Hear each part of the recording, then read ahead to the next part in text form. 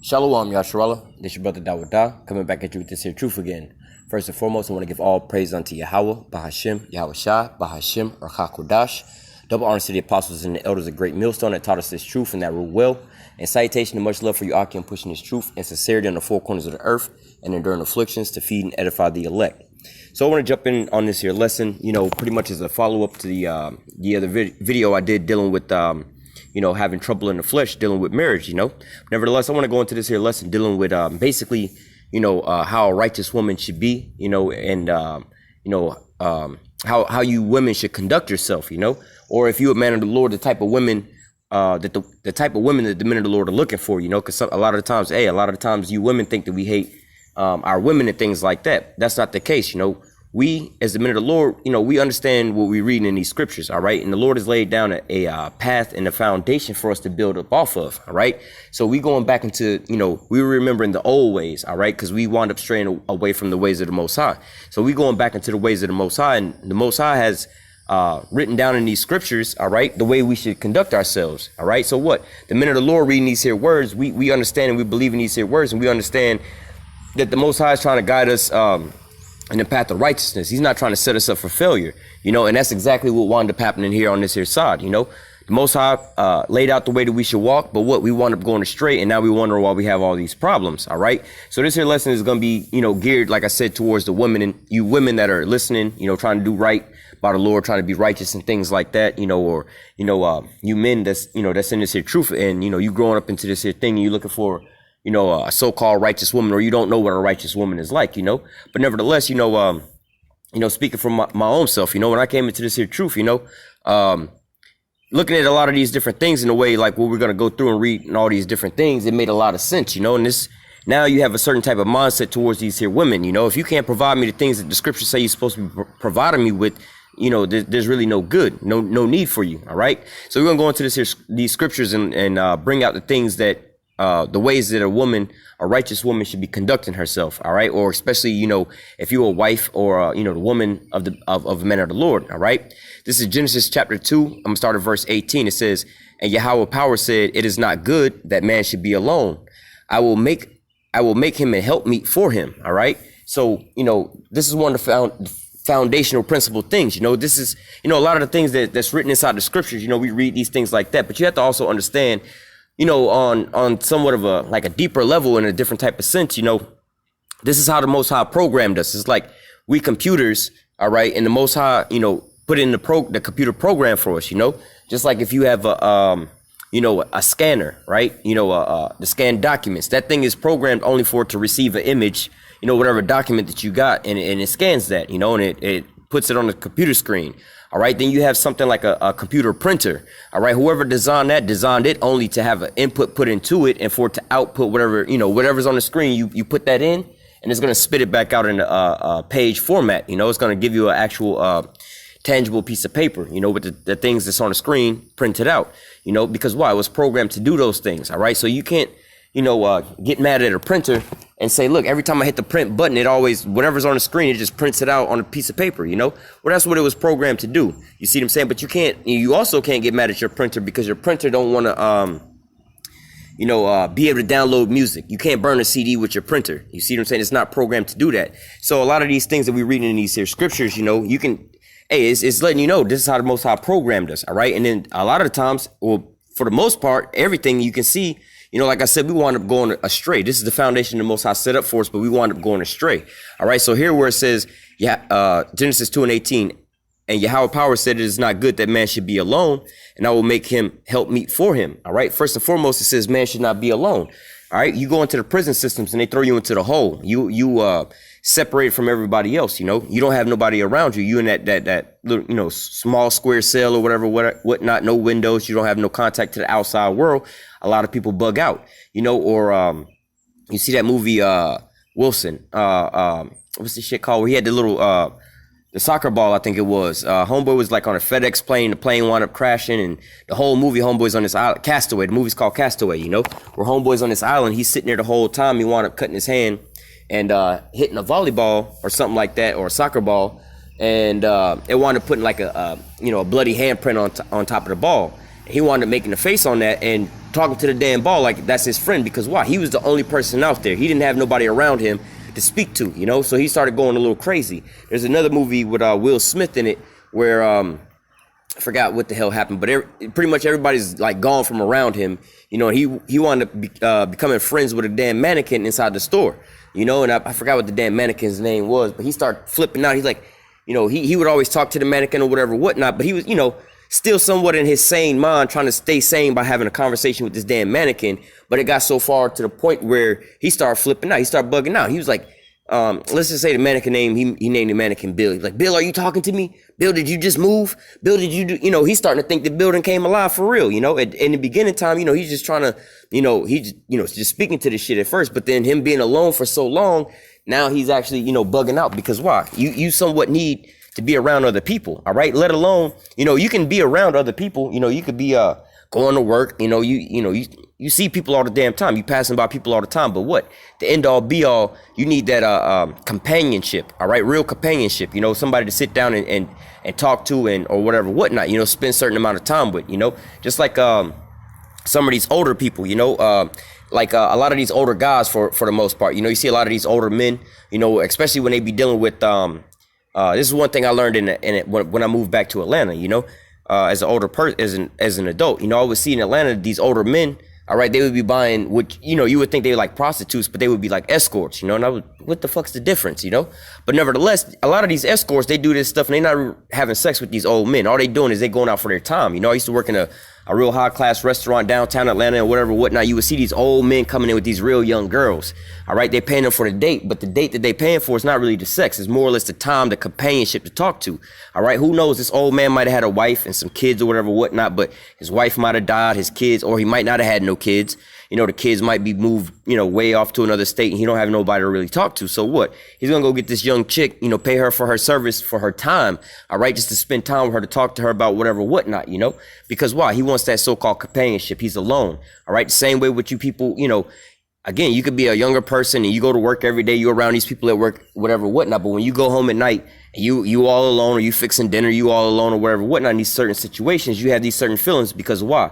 You wasn't programmed to be living alone. You know, they talking about, oh, I'm an independent woman, being independent. That's a wicked ass spirit, man. That's very contrary. That's how do you say? That's against the Most High's will. All right. Cause here clearly it says that, let me read it. Genesis 2:18. And Yahweh said, it is not good that man should be alone. All right. So if man, all right, you know, men could be with their homies, their brothers or whatever, whatnot. That's not what it's talking about. All right. Because if we, you know, continue on reading, it's talking about how the Most High created Eve for him. All right. In which, you know, there was other people around. These, you know, the Adam, you know, go deeper into all this, the Adamites, it's just more than one person out there. All right. So it's not that it was just Adam, the only person walking around on planet Earth. And the Most High said it's not good that he should be alone. So we're going to create more people. No, there was other people already there. All right. But nevertheless, Adam didn't have nobody for himself, you know, that companionship, that partner. All right. Somebody, they on the same team. They're not competing with one another. But what you have today, nowadays, in today's society, all right, especially nowadays, you know, they highly promote this. All right. The separation, the breakdown of the household. You know, it started out with, you know, for our people with what do you call that? Not the civil rights movements, but pretty much around that same damn time, you know, you started getting these different things where, you know, you had all these governmental assistant programs that wound up coming out to so-called help Jake out, you know, and it was like the only way you can get these governmental assistant programs is if you know, you so-called struggling, or at the end all be all that man is not in the household. You know, y'all could both be struggling, you and your husband, with y'all kids to raise them, but the government don't care. All right. They only want to step in and help when that man is not in the household. All right. So separating the family. All right. Which we already know what that leads to, you know, an unguided child. All right. You need to be able to guide your children in the way that they need to grow up. But nevertheless, going back into, you know, how they wind up separating us and things like that. All right. Nowadays, you know, you had the Beyonce's and them talking about all the single ladies, or what's that song they had? The independent ladies, all the independent women, all the women who independent, that song, you know what I'm saying? They always talking about being independent. I don't need no man or whatever, whatnot. I can do bad all by myself. All these different things is what? Brainwashing and training our women to so-called be independent. All right. There's nothing on this planet Earth that's independent. All right. Everything on this earth needs something else. All right. The trees need sunlight. They also need water. They also need a place to be planted. All right. So you see what I'm saying? Everything on the planet Earth needs something else. There's nothing on this planet Earth that's independent. All right. But nevertheless, this is the spirit that they try to put out into, you know, especially our people, because they don't really put this on the so-called white people. You don't really see these so-called white women running around talking about they want to be independent. Their only goal, you know what I'm saying, is these young, you know, when you have Edomite parents or whatever, whatnot, these parents, they go around, you know, they think about their young daughter. We're going to send our daughter to college, not for education, but so she can get a good connect to go get with a good man, all right, who we know that their father, we're going to send them to the best school so we know that the pool of kids they're around is only these elites, all right? Their families is going to be such and such, so forth. They're going to send them to school to get a wife or a husband, and so they can get a family to get taken care of, all right? They're not sending their kids to school to be independent.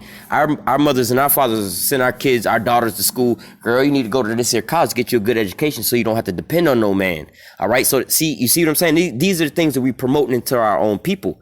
All right, to have them further astray. All right, the Most High said, look, you're not created to be alone. But what they pushing this here stuff out onto our women. Look, you want to be single, you need to be single, you need to be independent. You can raise a child by yourself. You know, one of the best titles that you can have here in America for a so-called black woman or Israelite woman is really what? I'm a single mother. All right, you get all the praise and all the honor and all the glory for being a single mother here in America, when really that's a walking abomination. First and foremost, you're trying to be independent. Second of all, like the whole way through, you just going against the Most High, because the scriptures say a man should leave his wait.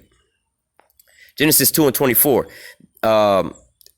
Therefore shall man leave his father and his mother. All right, notice here it says his father and his mother, not his mama house. His father and his mother are already together. That is our our blueprint, more or less to say. That's our standard. You see what I'm saying? This is how we were supposed to conduct ourselves. All right. It says, therefore shall a man, all right, or that child, leave his father and his mother and shall cleave unto his wife. All right. So you leaving out of the stead of your mother and your father's house, where you have two parents in the household. All right. And you're going to go cleave unto your wife. Y'all going to be, and it says, and they shall be one flesh.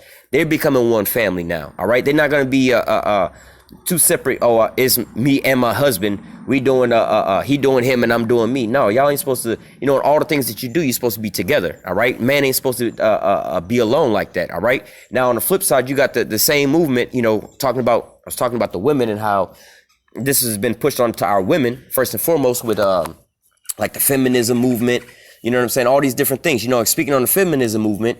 All right. Yes, this was created by the so-called white woman, just like with Planned Parenthood. All right. But nevertheless, you know, with our so-called black women, they wound up following after that. But see, the so-called white woman wasn't following after that. All right. The so-called white woman was telling you about being independent, having your own job, your own money, raising your kids by yourself, and all these different things. You could be smart, independent, free to go do whatever you want to do, work in the workplace, and all these different things. All right. But if you really know these Edomites like that, these so-called women, these so-called Edomite women, they don't live like that. They're not up under the same stuff. You don't really see on a large scale, all right, since abortions came through, that all these so-called white women are going out there getting abortions. All right, this is why they have these arguments about pro-life and pro-choice, because why? They understand that this is affecting the Edomite growth, you know, their reproductive rate. This was a tool and a weapon used against Jake. All right, you know, they know that we was looking up to them. We was going to follow whatever they did. So they said that that's what they was doing, but they wasn't really doing that. All right. They was talking about, they want to be single, free, and independent. I'm a strong woman. I'm an independent woman. Because look, they didn't use the so-called black woman as the face of that. They used the so-called white woman as the face of that, as a weapon, as a tool to damage our households. All right. All those different things. Like I said, the so-called white woman. All right. This was all created by them. But see, none of these things are affecting their household. You don't really see these Edomites getting divorces, splitting up like that. Now the mama putting the dad on child support. All right. And then the mama go out and go get another man and go get him on child support. You don't really see a lot of these Edomite women with 4 or 5 baby daddies, all of them on child support. She being taken care of by the government. Now, really, these Edomites actually are the biggest recipients of governmental assistance and aid and things like that. But on the same scale as how we getting food stamps and things like that, they not getting those same packages like that. They get it in a different type of way. All right. But nevertheless, like I said, these things was put onto our people. All right. Feminism movement, that other it's another movement that they came out with right around the time of the civil rights and all these different things, like when the women started coming into the workplace. Women have the right to vote now, which that's retarded. But see, a lot of the women will get that into their emotions about that. It wasn't even about you voting or anything like that. All right. First and foremost, the only people that was able to vote was the landowners. If you own land, then you can vote. You see what I'm saying? It's just like, in today's society, man, you got a whole family, a mom, a dad, and some kids in the house. Why the hell does everybody in the household got to vote? You see what I'm saying? For the most part, they're going to all think the same way. So if the dad want to vote for Donald Trump, pretty much everybody in the household going to have the same ideology or whatever, the same upbringing and things like that, because they raised by that same parent. So you shouldn't need to have 4 different votes for Donald Trump coming out of one household. You see what I'm saying? What if the next house it's just a father in that household and he want to vote for the opposite part? You see what I'm saying? Now you got 4-1 because it's just not enough bodies in that house, but they all under the same household. All right. This is where voting came from. It had nothing to do with women didn't have the rights to do this, and that. If you own land, if you was a man and you didn't own land, you didn't have a right to vote. You see what I'm saying? But nevertheless, like I said, these are all weapons to divide us or separate us from off that path that the Most High has set up for us. All right. They do the same thing with the men's movement, MGTOW. All right. They had or Red Pill, I think it's called. They have pretty much all these things, because women going off the Most High said, I've created a new thing in the earth. A woman should surpass a man. Also, which is contrary to the ways of the Most High. Like the Most High said, look, a woman should not usurp authority over a man. But that's exactly what's happening. You have these women being the head of the household, women over top of the men, all these different things. So what? It leads to calamities. It leads to confusion and destruction. This is the state that we in right now. This is why we having all these different problems with our men and our women and things like this. All right. This is what birthed the whole movement of MGTOW. All right. Men, Men going their own way. All right. MGTOW, men going their own way, which really is when you listen to all that, it's like, look, we not really, dealing with these women like that. We basically gonna just have sex with them and leave them. We're gonna just basically treat everybody like prostitutes, but we're not gonna just even pay them. We're gonna just have sex with them and just, that's it. Or either the opposite of that is just, we're not gonna deal with them at all. We're not gonna have sex with them. We're gonna just be celibate. You see what I'm saying? But what's the end result of all these things? The man and the wife not coming together. They're dwelling what? Alone. You have MGTOW men all wanting to be alone. You have these women that's in these feminist movements to where they basically hating everything about a man. All right. So what? They wind up being alone. Then they get older and they become what? These old people, out where I'm at, I see a lot of these old Edomite people walking around with strollers and they talking to the thing that's in a stroller like it's a damn baby. But you walk around and you see what the hell they talking to. It's a damn dog or a cat. I'm like, bitch, where's your kids at? Why didn't you have kids? You over here lonely and shit talking to an animal, got the animal in the damn baby stroller like it's an actual person. Like, yo, you losing your mind. You should be walking your dog on a leash. You see what I'm saying? Not strolling around your a dog in a baby carriage. But you can see how these people's minds are bugged out because, wow, they starting to grow up and dwelling alone. All right. So this whole this independent spirit, this here spirit of being alone, I can do better all by myself, or I can do this and I can do that on my own. I'm independent. I'm strong enough to do this. I'm a strong mother. I'm a strong single mother. All these things like that. That's going off, man. All right. How about this? Just to flip it and reverse it, Oh, I'm a man of the Lord, but I don't need the Lord. You see what I'm saying? Or I'm a God, but I don't need God. I'm a man of the Lord. I don't need the scriptures. I can do this all by myself. How does that sound, man? That's going all the way off, man. You can't do nothing on your own. So especially for these here women, man, and especially you want to be Miss Independent Woman, so on and so forth. But whenever something go wrong, in reality, especially a lot of these women, you way more dependent on your damn enemy, man. Esau, Edom, because why? You become but this is all going into the curses, man. Because what? You become this independent woman, all right? But see what? You don't have time or the job or the finances coming in to the finance raising up some kids and stuff like this. So what? You depend on the government, which is basically another man, all right? You depend on the government to put groceries in your refrigerator, all right? You depending on this the so-called white man in the government form to put a roof over your head, all right? You paying for this? You waiting on the so-called white man or other taxpayers, or all of us taxpayers, to pretty much fund all the things that you're going into. All right. Now, if you got kids, you still depending on your baby daddy to sit here and finance and fork over all the damn bills. All right. So at the end all be all, how independent are you really? All right. You just saying this and you don't even realize this is further destroying you. All right. You just want to, a lot of our people, they say a lot of things because it sound cool to roll off their tongue. You know what I'm saying? It's like, for so-called black people, I used to hear like a lot of black people say this growing up all the time, like, yo, we drop cash on everything. We spend cash on everything. Cash on this, cash on that. That's not always a good thing to do. Sometimes you get a better deal by just getting it on credit. You know, sometimes like, yo, if you can go get this, you know, just imagine if you want to buy a $40,000 car and you got to save up $40,000 for that damn car, might be a while for you to get it, you know, but we think, cash, because it sound good. Cash is king. Well, you go get it on credit, you know, you might just put $2,000 down and you got a small monthly payment every month. You can get it right now. You don't have to wait until you save up $40,000. By that time, the truck ain't even so new no more. You want a whole nother car. But what we wind up just repeating the things that we say, and we don't even realize how it's really affecting us. All right. So going into this whole independent, I want to be by myself and so on and so forth. Hey, man, human beings was not created to be alone. All right. This is our first mistake. All right. Like I said, not only our women don't know their roles, the men don't know their roles either. But in this society, all right, the woman is up on a pedestal. The woman has surpassed the man. All right, so now you have these women leading everything. You got these single mothers raising up kids or whatever, whatnot. And they wonder why their kids is going out in the streets being monsters, playing a knockout game and shooting up all kind of people and fighting and becoming all kind of crazy shit because they don't have guidance in their house, man. All right, they're not sitting here spending time raising their kids. And a lot of these mothers in this here generation, all right, they was birthed by a young mother who didn't really care about them. They was at their grandma's house the whole time, so they don't really have a good stable upbringing. All right, so these are certain things that you want to stay away from. Or if you understand these things, especially for you righteous women, all right, you so-called righteous women, or you women that's trying to do the right thing, you know what I'm saying? Hey, first and foremost, you have to understand. All of us have to understand. We're not perfect, man. Especially if you listening to these videos and you watching these videos, you should understand that you sick. You have a goddamn problem. The reason you watching these videos is you trying to get fixed. So don't take offense if, you know, this is kind of cutting you or whatever, whatnot. Now, if it's cutting you and you don't want to change, well, then that's your fault. You know what I'm saying? But you know what I'm saying? You have to understand when you're watching these here videos, you sick. You know what I'm saying? When you're taking this here medicine, it's going to be a little nasty, but you got to take the medicine and it's going to help fix you. You know what I'm saying? So, you know, if you're trying to be a so-called righteous woman or whatever, whatnot, you know what I'm saying? You see a lot of these things or these traits in your life or your upbringings, and you got to work to try to change these type of things. You know what I'm saying? Like, you want to be a so-called righteous woman. Oh, I can do this all by myself. I don't need nobody to do that. Hey, man, look, we can go real deep on that, man. You don't need no man. Well, YAHAWASHI is a man. First of all of us need YAHAWASHI. All the Israelites, you can't get saved without YAHAWASHI. So you talking about you don't need no man? Well, then fuck it. You might as well die over here with these Edomites. How about you say, I need you to voice that out loud. You don't need no man. You're going to just die over here with these Edomites by thermonuclear missiles. All right, with the wrath of the Most High on your ass, man. You see what I'm saying? Nobody really put this here through their mind when they really saying stuff like, I don't need no man. Us as men of the Lord, hey, I'm gonna speak for myself first and foremost, and I'm damn sure can say I can speak for the rest of the righteous brethren, man. We all need a man, all right? We need YAHAWASHI, man. That's who we need. And we need other men less than that, man. We need the rest of the brethren to do the work, man. How do you think we getting built up and edified, all right? We got our other brothers out there teaching and edifying us, man.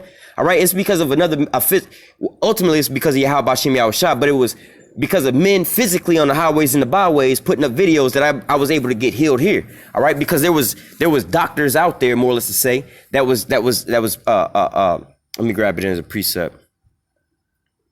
Obadiah 1:18. Or 1:21. It says Obadiah 1:21, and saviors, plural, shall come up on Mount Zion to judge the Mount of Esau, and the kingdom shall be Yahweh's, all right, or the Lord's. So it says, and saviors shall come up on Mount Zion, all right. We're gonna just stop there. First and foremost, this is going into what? Or we can go in the book of Ezekiel chapter 37, talking about the valley of the dry bones. As you can see, we being raised up by men, so we need men too. We need the men of the Lord, the righteous men of the Lord, all right? And we don't have no shame in saying that, man.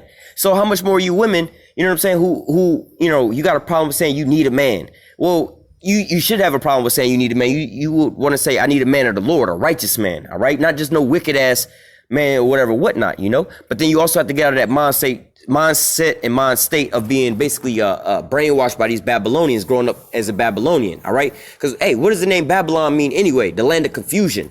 You've been growing up under the doctrine of confusion, all right? Everything that they teaching you is so-called right here is all leading you to confusion. Look around. Look at all the people around you, man. This is why they all bugging out. But everybody's got this goddamn mask on. It's got a permanent smile on their face. But when you take the mask off, they trembling in their boots. They scared. Everything is all fucked up. But they don't want to understand why. We're the doctors. We trying to tell you, look, man, you've been eating too much of that there pork. You got to get up off of that pork, man. That pork is killing you, man. You wondering why you got these diabetes and high blood pressure because, you know, you're straying far away from your dietary the right diet, basically, more or less to say. All right, and this is what we telling you, man. You know, we the doctors trying to heal you people. Hey, like YAHAWASHI say, man.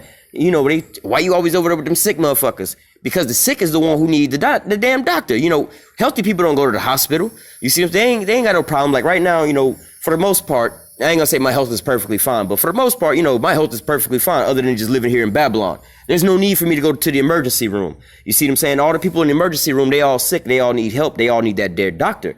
All right. So nevertheless, the same thing in this here thing, man. Those, you know, our people who's trying to become, you know, trying to get righteous, you got to come to the doctor, man. You got to, there's an order to this. You got to fall in line under their order. All right. First and foremost, Yahweh is the head. All right. He gave everything, rulership and all that unto YAHAWASHI. All right. YAHAWASHI has passed it on down to what? First and foremost, the elect, the 144,000. All right. Now the 144,000 is on the planet trying to guide the nation of Israel back into righteousness. Well, the elect. All right. But nevertheless, you have the righteous men. All right. And then up under them, you got their women. You see what I'm saying? So everything has to be in order. Everything has to be in subjection. There's no independence. There's no, Lone Ranger type deal going on. Now, there are certain situations where, you might have a brother that be preaching on the highways and the byways by himself because, hey, that's just his lot. Or you might have a man that might wind up transitioning through this whole thing without a woman, or vice versa, a woman without a man. That might just be your lot. But ultimately, at the end all be all, you're not supposed to be created to be alone. That independent spirit is just completely going off.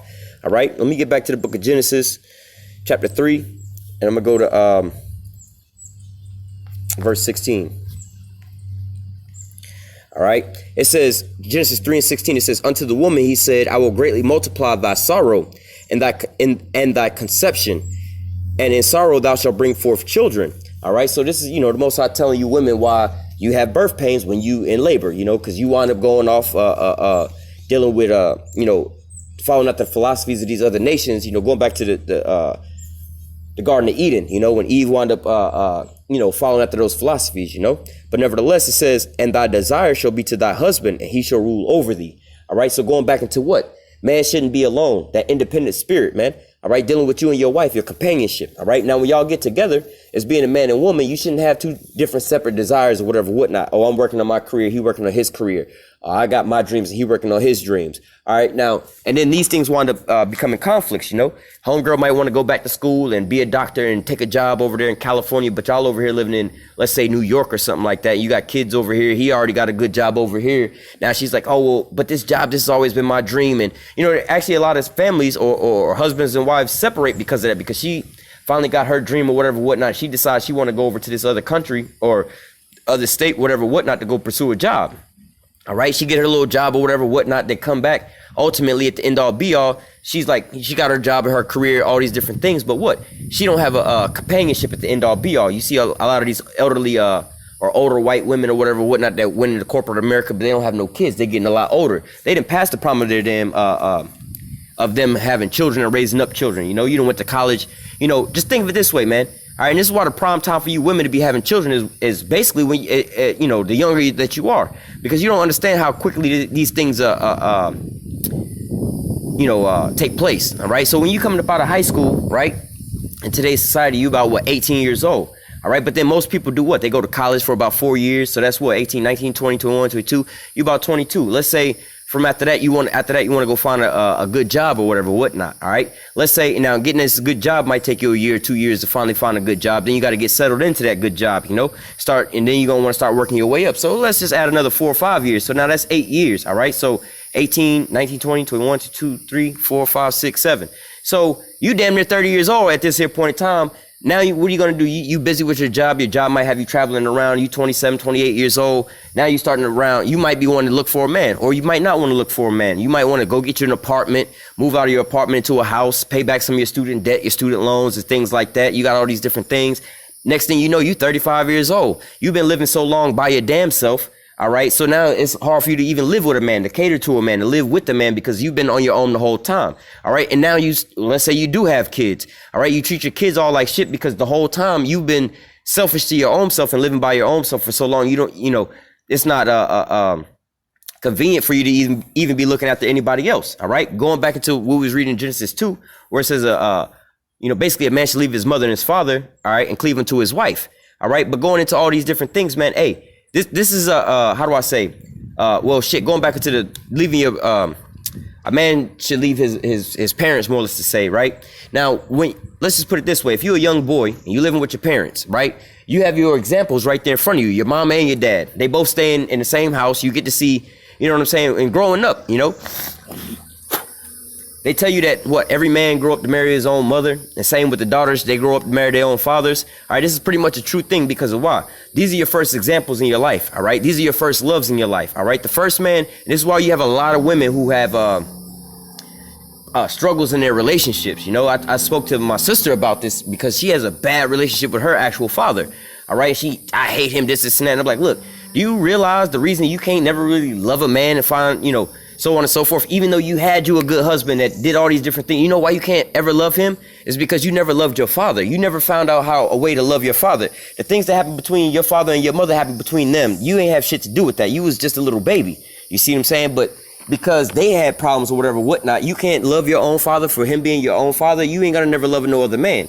All right? Because as a young girl, again, the first man that you love unconditionally is your father. It's not because you love, you know, as a young girl, you're not growing up loving your father because he pay all the bills and he take care, he buy you whatever no, you don't love him because of that. He your father. Whatever you need, he gonna wind up taking care of you. You know, you crying or whatever, whatnot, you fall, all these different things. You know what I'm saying? This little girl's gonna cleave unto her father. All right, unconditional love. It's not because, you know, that man ain't loving his daughter because damn, she fine, she got a fat ass or whatever, whatnot. Like, you know, when you see in regular society nowadays, you got a man and a woman getting together. You know, some men get with women, oh, that's my trophy wife, she fine as shit. Or some women get with men because they got a nice bank account. All right, but when you're dealing with your parents and your children, they fall in love with you for completely different things. All right, just like a young boy, you know, if he got his mother raising him up in righteousness, all right, you're gonna fall in love with that. All right, you're gonna fall in love with that woman that you know, your mother or your grandmother take care of you a certain type of way. You know what I'm saying? She treats you like a real man's supposed to be treated. You know what I'm saying? You're gonna look for a woman like that. All right, like you know, let's say, for instance, like you raised by your grandma, you know, you sit down at the table or whatever, whatnot. You as a male, you got all female cousins or whatever, whatnot, you know, you as a male, your grandmother fix your plate on a glass plate. You know what I'm saying? She make sure she take up your plate or whatever, whatnot, get rid of that. You know what I'm saying? She do all her womanly deeds and showing you by way of, as a living example of how a woman should be taking care of a man. All right, she taking care of her grandson like that. So what? When a man grow up and he see a woman and she ain't doing that, you got a woman that don't want to cook for you. When every day that she was growing up in your own household and your grandma always made sure that there was food on the table, y'all wasn't really going out to eat. She was in the kitchen cooking. All right, you used to seeing a woman like that. That's the ideal woman that you see. All right, so this is going back to when speaking that basically a child should stay with their parents until what? They wind up getting married. Then they're going to go cleave into their family and they're going to continue on from there. So again, going back into these women, all right, you women at like the age of 18, let's say you still living with your parents, you in high school or whatever, you still living with your parents, all right? Now it comes to the point in time where, let's say, again, you just graduated out of high school. This is the prime time for you to be getting with a man and settling down because first and foremost, the whole time you've been growing up in the household with your parents, you know what it's like to serve your daddy. When your daddy tell you to go do something, you go do it. You don't be like, fuck that nigga, I ain't doing shit. You know, your dad might be like, hey, you know, whatever your daughter's name is, Keisha, go grab me a beer. Or Keisha, go get the remote control. Or Keisha, wash these dishes. Or matter of fact, you know, you as the father eating or whatever, whatnot, or he in there watching TV. The daughter, because she been watching her mama cook, now the mama might be at work. Now the daughter's at the house cooking, making sure her father have that meal. You know what I'm saying? There's something about that, you know. And a lot of these examples I'm giving from out of my own experience growing up, you know. Seeing my grandparents and things like that, you know. Hey man, Pops was never coming home after work and there was no hot food for his ass, all right? We couldn't eat until my dad ate. You know what I'm saying? He always got the big piece of chicken. All right, no matter what, no matter how late my dad was working, we would all sit up and wait until he got home from work. And his food was always going to be hot. You know what I'm saying? And he got to eat first. All right, nobody was going to take a bite before he took his first bite. All right, and it was showing us certain things. Look, if he's the one going out while we all in the house and the AC and all this comfort and everything like that, watching TV and shit like that, he's the one out there in the field laboring to make sure that we got cable, we got groceries, we got electricity, we got all these different things. So when he come home, he gonna get the first fruits of all these things because he's the one providing for us. All right, just like how we are in everything that we do, we have to give all thanks and praise unto YAHAWASHI because he's the ultimate provider for all these things. All right, without him, we couldn't enjoy none of this stuff. So what? And all things that we do, we give him praises and honor unto YAHAWASHI first and foremost. All right, so the same thing. Look, when you got these young children growing up, This is why they fall in love with, their first love are their parents, and they look for those same things. So as a woman raising a child, first and foremost, you should have that father figure in the household, because why? You raising these daughters up and they saying that their mama raised all these single kids. What you think they gonna do? Raise more single kids, and then they ain't gonna have that stability. Your young daughter ain't gonna know how to be around no man and have a man treat them if they ain't never seen that example. All right, and these good examples should be your parents. All right, you should have your mom and your dad, you a kid, and your mom and your dad, you shouldn't be yelling and screaming in front of your kids like that, because why? Or being abusive to your wife or your husband like that, especially in front of your kids, because why? They gonna see that and they gonna be like, well, my dad beat my wife, so I beat my wife. I seen it, whatever, no big deal. You see what I'm saying? A lot of things that you kids do as adults now, you doing that because you seen your parents do it. Well, they did it, it's all right, whatever, whatnot. You think it's all right. Some people like, I ain't never did crack because I ain't never seen my parents do crack. You know what I'm saying? I don't think it would be all right because I ain't never seen them do it. They thought that it was bad, so I think it's bad too. You see what I'm saying? So the same thing. But if you grow up seeing your parents grow up being crackheads, they're going to be crackheads. So likewise, when you see your mothers talking down on your fathers or whatever, whatnot, you're going to see the same thing. But you should flip this and reverse it and use this to build up your families, all right? Use these things that the scriptures is telling you as a righteous path, all right? Get out of that independent woman spirit, all these different things like that, all right? You want to do things your own way. You got your own way of doing it. No, your desire should be to the husband, all right, as a woman, because he's the head of the household, all right? He's the one that's going to give you that they're covering. Just like in the church, all right? Yahawah's the head, Yahawah is up under him and we up under him. You see what I'm saying? And then we, as the men of the Lord, are over the over our household. You see what I'm saying? We're over our wife and over the children. You see what I'm saying? But let me continue on. We go into the book of 1 Timothy chapter 3. Well, let me start up here.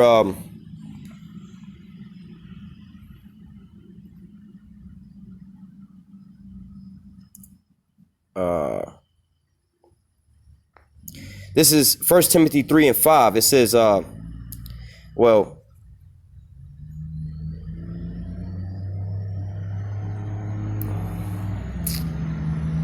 this is 1 Timothy 3, and I'm going to start at verse 2. All right. Now, this is just, touching over to the men, all right, for a little bit. You know what I'm saying? But nevertheless, you also see the examples of how you're supposed to conduct yourself. First and foremost, you call yourself a man of the Lord. You have to learn how to be a man first. All right. You got to learn how to be a man of your own household first and foremost. If you can't raise no house, you know what I'm saying, be the head of a household, even though you might have kids, you might not have kids. All right. You still have to be able to be responsible. All right. That's more or less what it's talking about. You see what I'm saying? Like, let's say you don't got no kids, right? But you living on your own. You still got to be responsible enough to pay your bills on time. You know what I'm saying? Get a job. Make sure you're not eating bullshit ass food. You're not eating double cheeseburgers every night. You know what I'm saying? You got to be more responsible. You got to be able to take care of certain things. You got to have a certain sense of responsibility, to be able to use, more or less to say. All right. But nevertheless, you got a family and some kids, and you kids is running all over the place. There ain't no order in your household. Same with your wife, man. How you gonna be, a shepherd over top of the Lord's sheep? How you gonna control them if you can't control your own household? All right. So you have to be able to understand these things. All right. Same with you women.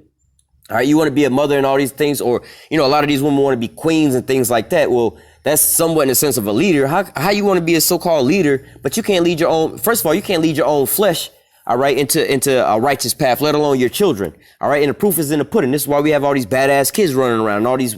Hey, you see what it is outside. All right. So 1 Timothy 3 and 2, it says, a bishop then must be blameless, the husband of one wife, vigilant, sober, of good behavior, given to hospitality, apt to teach. All right. So what? You have to be. Let me just keep going on, reading down. It says, not given to wine, no striker, not greedy of filthy lucre, but patient, not a brawler, not covetousness, one that ruleth well his own house, having his children in subjection with all gravity. All right. Well, look, verse 5, for if a man know not how to rule his own house, how shall he take care of the church of the Most High? All right. So like I said, going into you men, how can, your whole household is out of order. You don't know how to be responsible for, let's just say it's just you. You don't have no kids, nothing like that. You're not even living a responsible life for your own self. You're not financially stable. Not saying you're supposed to be rich or nothing like that, but damn, you always falling behind on all your bills. Everything is always late and this and that. You can't take care of that. How you going to call yourself a man of the Lord trying to raise and have followers or people following you? Same with, just in a carnal sense. How you gonna try to be the head of the household or your own house or have a woman? How you gonna call yourself a man trying to have a woman when you irresponsible? You don't even know, like, you don't know how to take care of or provide for this here woman. What happens if y'all have children? You still don't know how to be a damn parent. You see what I'm saying? You want to be a grown ass man, have a woman, living with a woman and have kids, but you want to sit in the room all damn day playing Madden or PlayStation all goddamn day. You see what I'm saying? You got to grow up, get up out of that childhood state. You got to be an actual man, all right? You got to put that first and foremost before you want to be any other kind of man, a good man, a righteous man, a man of the Lord. Any type of these men that you want to be first and foremost, you got to become a man first, all right? And being a man ain't just being all big, tough, macho and having big muscles and stuff like that and going to work. No, you have to be able to learn how to rule over your own house, have discretion, be discernment, have to be able to know how to judge and rule over certain things, all right? Not being all emotional about a lot of things, like, well, you know, this is good for me, that's not good for me. Or let's just say dealing with women. Damn, she fine as shit, boy. That's the finest chick I've ever seen. I gotta go get with her. Well, that's not really being a wise man. You know what I'm saying? You got to first and foremost judge that woman. All right. You can't just be looking at her outer appearance. Oh, she just look fine as shit. Well, what kind of woman is this? She got 100 different kids and don't take care of none of them. She don't even keep her body clean. She got this foul ass odor coming out of her. You really want to be with this woman just because she look good? You're not making good choices. You don't have no real discretion. All right. And same with these here women, man. All right. You women, hey man, you walking down these here paths and you see everything is all destroyed and you still going down that same path. All right. You choosing not to repent or come back. You choosing not to seek help, man.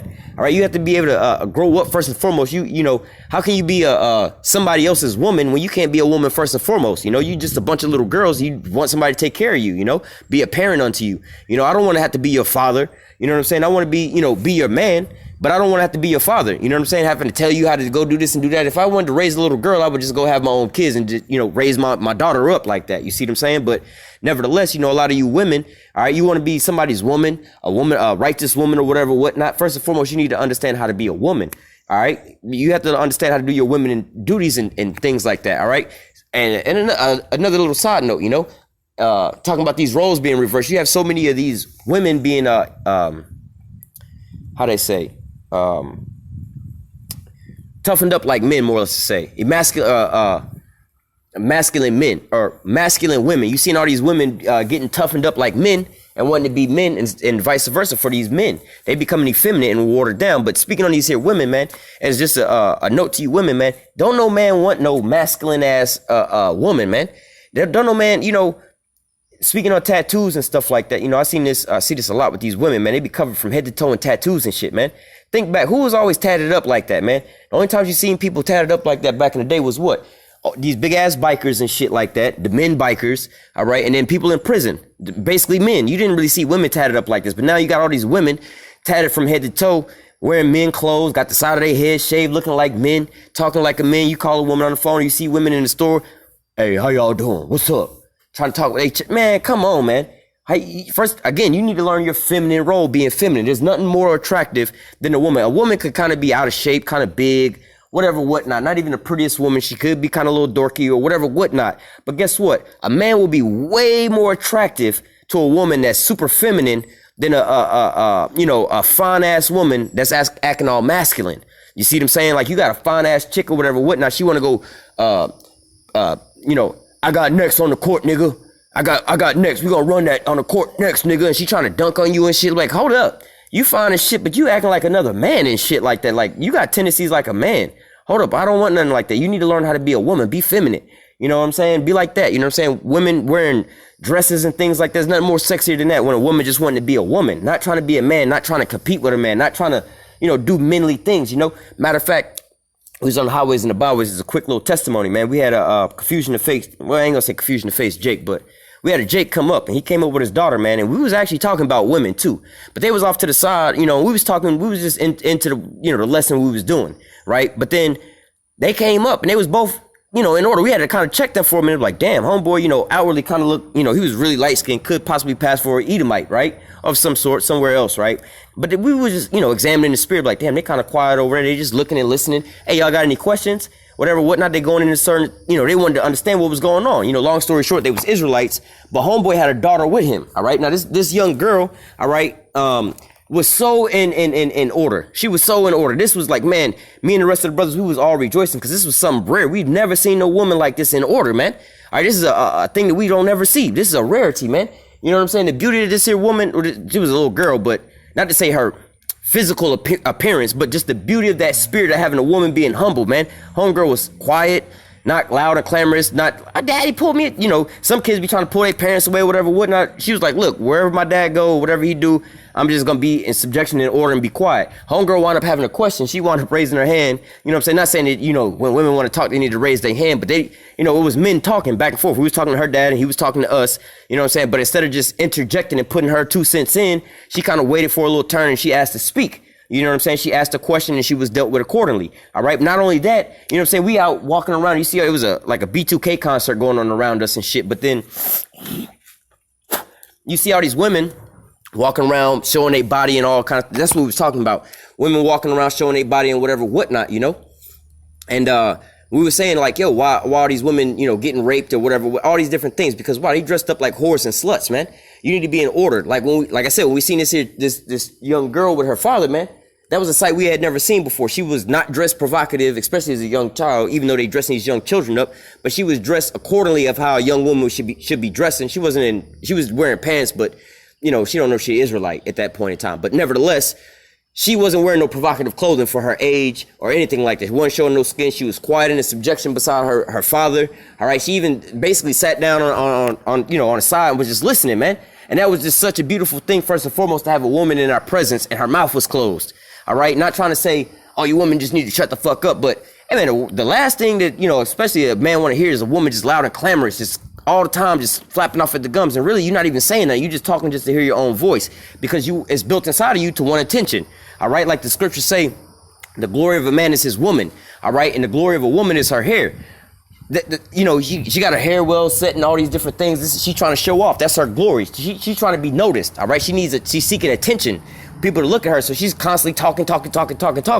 All right. Hey, man, but that's not a spirit that you women should be in. You should be quiet and in subjection. All right. Like the scriptures set forth for you. All right. But like I said, hey, man, there's nothing more attractive than what? A woman being feminine. All right. And then also a woman in her place and on her order and being quiet and in subjection, man.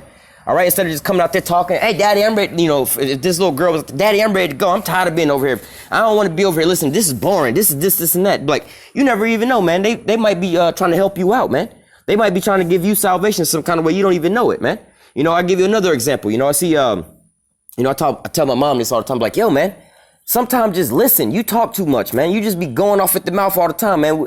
There's 2 occasions where we were in a store somewhere dealing with some type of service and somebody trying to hook you up and give you some kind of deal, but you just keep on talking. And they're like, yeah, we get what you're trying to do. Let us hook you up and give you the hookup. But since you want to keep running your mouth, fuck it, we'll charge you extra then. You know, we're trying to save you some money, you know what I'm saying? And 2 people, you know, a man and a woman, like, is she always like this? Like, if you would just stop cutting me off and let me talk, I'm trying to give you a deal. But see, being loud and clamorous, and you just want all that talking, man, you miss out on a lot of blessings, man. The Most High be trying to give you a lot of, and like the scripture says, better to hold thy foot when thou enterest into the house of the Most High, man. Because you might miss your blessings, keep talking all that shit. You just talking. All right? But nevertheless, let me just continue on in this. This is 1 Timothy chapter 3, verse 11. It says, even so, their wives must be grave, not slanderers, sober, faithful in all things. All right. So not slanderers, not out there just talking shit. You're not supposed to be out there gossiping with your girlfriends and talking down about your man or whatever, whatnot. Or you young women talking to your moms about your husband or vice versa, man. You're not supposed to be out there slandering. You know, when they talking about slanders, you know, first of all, you're not supposed to be out there gossiping about nobody else's business first and foremost. You seen what Keisha did? You seen what Rhonda did? No, you ain't supposed to be doing that. But let alone, you definitely ain't supposed to be talking to no other person about your husband, whether it be, first of all, you shouldn't even be talking to no other man like that anyway. You know what I'm saying? If it ain't your brother or one of your relatives or nothing like that, you shouldn't be talking to no other man, because see what? You, just like a man, you know, well, a man can have multiple women, but nevertheless, like a man shouldn't be talking to another man's wife, because why? Ultimately, is you know, you opening the door for y'all to fall, more or less to say, for you to start sleeping with another man's woman, vice versa. If a woman out there talking to another man, let's say it's at work about your man problems, and all you doing is telling him all the negative stuff, he gonna wind up talking to you about it being with your man. All right. Or you talking to your girlfriends about your man. oh man, he always doing this, he always doing it, he don't let me do this, he don't let me do that. But then guess what? They gonna want to try to separate you. So what? You don't need to be out there slandering your man. All right, or anything that you do. You can say this about your job. You shouldn't be going to work or being around people at work that's always talking about, man, I hate this job, because that spirit gonna hop onto you. You're gonna start saying you hate the job too, even though to you it was the best paying job you ever had, the best job you ever had, that was the best job you've ever had. But yet, because somebody's always gossiping and slandering, the job around you, now that spirit jumped up on you. So look, these women, you shouldn't be doing this at all either, man. Somebody talking about they husbands or whatever, whatnot. Well, that ain't my business. I don't want to be in their business, Or I'm not gonna be telling you the juice about my husband. That's our business. Whatever we do, that's on us, man. All right, just like men, speaking as a man, men don't really be around other men talking about what they be doing with they mainstay, they wife or they main girlfriend. Like, yeah, dog, man, let me tell you what I did with my wife last night, man. I was doing X, Y, and Z, bruh. She can do this and she can do that. Nah, man, we don't be telling, because we don't even want our homies to be visualizing the type of shit that our wives be doing. We don't want them to visualize our wife like that, because it's leading them to basically falling, man. You see what I'm saying? So the same thing with you women. You shouldn't be wanting to do these types of things, slandering your man, talking and gossiping around about your man or your relationships and these types of things, man. You should be quiet and discreet. All right. You should it's locked here. You should want to keep your business as your business. All right. Like how you always be telling everybody else, stay out of my business. You should live a real private lifestyle. All right. Everybody shouldn't know all of your business. All right. You should be discreet with all the things that you do. All right. Continuing on, verse 12. Did I skip something? Oh, verse 12. Let the deacons of the husbands, the deacons be the husbands of one wife, ruling their children and their own house as well. So again, going into, just ruling your house well, speaking on the men and the women. All right. The men, like I said, you want to be a man of the Lord. First and foremost, you have to conquer being a man first. Being responsible, taking up for your responsibilities, all right? Actually putting forth work towards certain things. Not just saying going to go get a job, but actually putting forth work to build up certain things. You as a man are not in a position just for everything to fall out the sky and fall into your lap, all right? You have to actually go and put forth work on certain things. But if you don't got that type of drive, then you can't really, if you're simple and settle with whatnot, you know what I'm saying? Just because you have something, like I got a little cousin, just because he got a job, he think, well, I got a job. Say, yeah, but that job ain't really getting you nowhere, man. You got to actually be a man. You're going to have to want more for yourself than just having a job just to please everybody else, just so you can say, oh, I got a job. All right. No, you got to want more for your own stuff. You got to grow up to be your own man. You can't just be, you know what I'm saying? You got to take some initiative in your own self to grow in your own self. Ain't nobody going to really be there trying to guide you like that. You supposed to be the God. How you going to guide somebody when you ain't even guiding yourself into a path of righteousness? All right. Same with the women, man. How you want to be a mother, a so-called leader, a queen, somebody to be looked up to when your kids, you're not even a good role model to your kids. Your kids can't even look up to you like, you know what? I got a good example with my mother. All right. Your kids are still looking up to you, but they got the bad example. You got these young women looking up to their mama twerking in the strip club when that song come on or whatever, whatnot. They out there shaking their booty and stuff like that. Got you women out here, having your kids taking pictures and stuff like that. And, of you twerking or you in half naked pictures and stuff like that. What do you think these kids are going to grow up to do? What do you think they're going to grow up to be, man? Right. So you have to learn how to rule your own house and learn your own position and play your position well, man. All right. So let me continue on.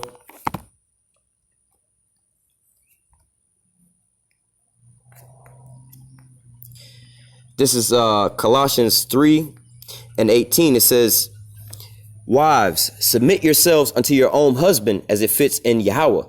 All right. So going into this, it says, wives, submit to your husbands. This is where a lot of, especially our women, only our women have a problem with this. They have a problem with submitting to their husbands because why? They have it into their mind when they say, oh, submit to your husband. It means like, look, when he say, I'm gonna put a dog collar around your neck and put you in a dog cage and feed you kibbles and bits. That's what it's supposed to mean. Hey, I guess you got to put this chain around my neck and put me in the cage. That's not what it's talking about. All right. Let me read it again. It says, wives, submit yourselves unto your own husband as it is fit in the Lord. All right. So this is how it's supposed to be. First and foremost, the Lord is not telling you to go out here and get with these wicked men and go follow these wicked men, start eating pork and cursing the Most High, blaspheming and doing all that. That would be an abomination. That's not even, the Most High is not the author of confusion. He's not going to tell you to go do no dumb shit like that. All right. He's trying to see you. The things he's telling you is for your prosperity and for your growth. All right. Hey, the Most High actually is, he does got the prosperity doctrine, but not prosperity financially, more or less to say. He's trying to see you grow and prosper in a good life. All right. So he's not going to tell you to go get with no bad, wicked ass man and submit yourself unto him. It's talking about submitting yourself into what? A man of the Lord. All right. A man that's already in his righteous state of mind. Not saying he's going to be fully righteous. He is going to make some mistakes and things like that. Go off or whatever, whatnot. Hey, you're going to have trouble in the flesh. That's where we at. We're not perfect here. But nevertheless, get you a righteous man. All right. A man of the Lord that's in his righteous mind state and state of mind. All right. He's going to have you submit unto him. All right. But he's not going to lead you into no folly, man. He's not going to use and abuse you to the extent to where, you know, it's unpleasing unto you, you know. So you women have to learn how to submit yourselves unto your husbands, all right, as it is fitting the Lord. Because why? The man of the Lord is not going to tell you, again, to go out there and sell your body on the side of the road. Oh, I got to submit myself unto him.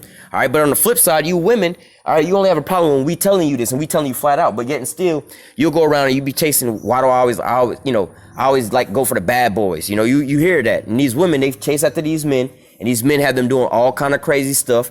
You know, I was with a man, or how do you think pimps and hoes, that whole relationship get down? You see what I'm saying? They're submitting themselves into this man that's got them going on the corner of the block selling their body, bringing all the money back to him. He be pimp slapping them all up, all kind of crazy shit. But I love him, daddy. He take care of me. It'd be 5 or 6 women. So I'm like, yo, that's exactly what we telling y'all should be doing, but that's doing it in wickedness, you know? He got multiple women. Like the scriptures say, a man can have multiple wives. They basically in subjection under him, but he got them out there doing wicked shit. We trying to tell you the same exact thing, but we're not trying to have you out there doing no wicked shit. Y'all just a bunch of his concubines, you know what I'm saying? We would have you to be our wives, be the mother of our children. We all one big family together. You see what I'm saying? But what? You'll want to go out there and basically turn tricks for for your pimp. You submit yourself onto this here pimp, man. You don't get to touch and control none of the money. All right? You see what I'm saying? Or just like us men or anybody that's a working person, you know, you go to work, you submit yourself into your boss, man. All right, your boss tell you, look, come to work on this time, at that time. I need you to start on this here project. I need you to do that. You go ahead and you do it, you know. It's not wicked when your boss be telling you to do certain things because that's his job. He's your boss. You his servant. You have to submit unto him. Now, there are fine lines and lines that you draw. You know, if you're a female and your boss is telling you, look, come into the office and let me hit that, of course you're not going to submit unto that request. Because why? Or that demand, because that's a wicked demand. All right, that's basically be akin to you being with a wicked ass nigga, man. That's not what we telling you. We telling you, look, man, you should submit unto your husbands. Just like you go to work and you submit to your boss. Your boss ain't telling you nothing wicked. He trying to tell you how to do what you got to do to get business going, man.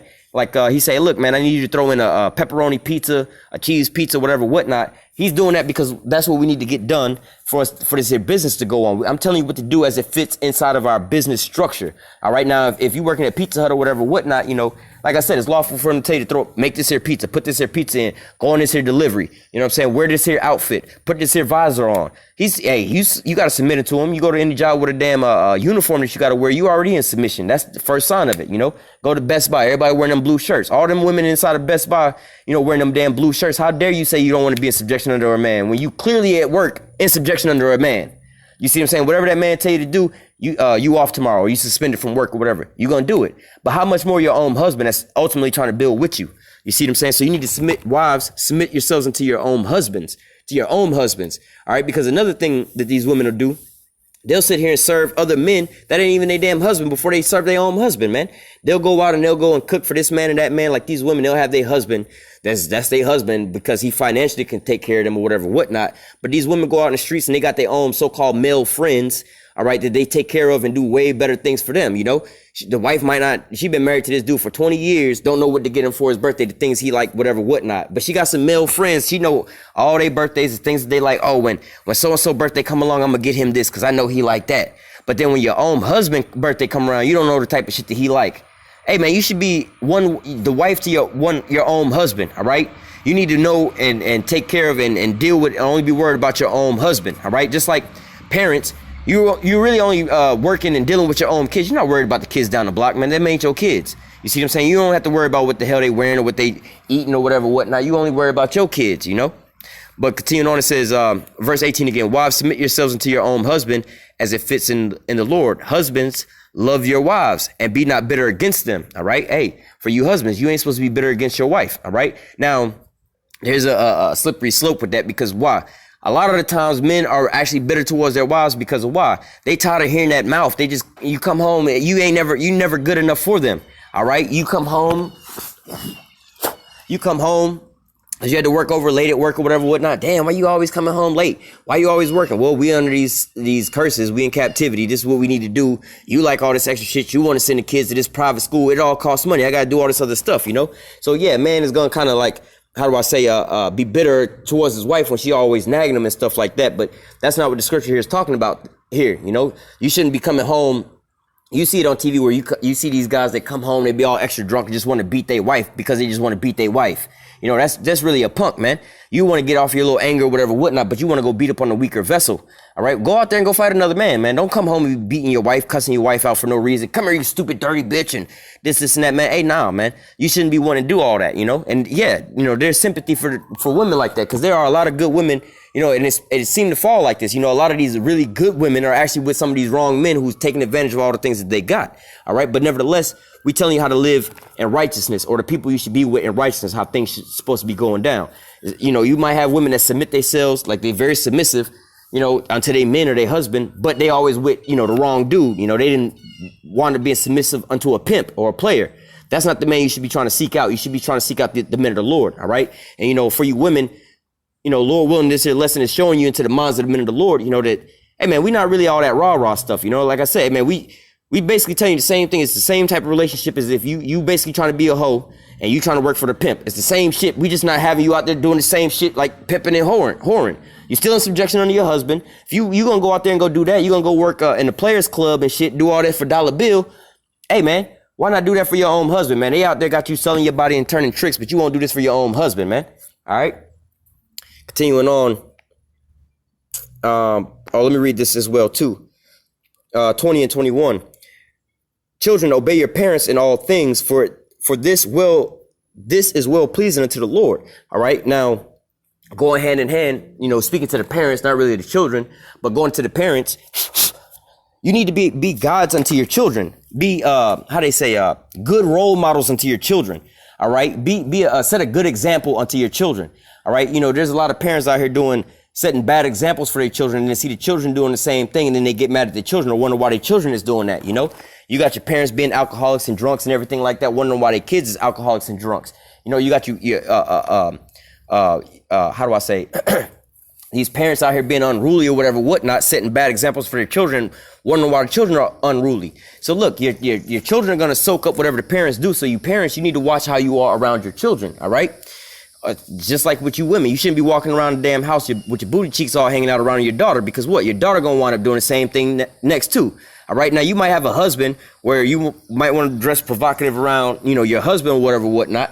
You know what I'm saying? And, you know, you might be the type of woman that do that and don't do it out in the streets. But now you see your daughter or your daughter see you doing this, and she don't understand, and she want to go out in the streets and go do all this for any and everybody. You setting a bad example. You know, you got to let her know, like, nah, this is only for your one dad. I don't go and show everybody all these types of things. So again, your kids are like sponges. They soaking up everything around you. You have to be a good example into them, especially you women. All right. You women, you should be training up and teaching your daughters about the right type of men to be with. All right. There's a lot of this gossiping, you know, the right type of woman, the right type of man for you. For all of our women, you know, what their parents tell them, their mama tell them is that he better have a good job and have some money. You know, he better have his own house. This is a so-called good man. All right. But see, that same man could have a good job, good money, got a house and everything like that, but he's abusive.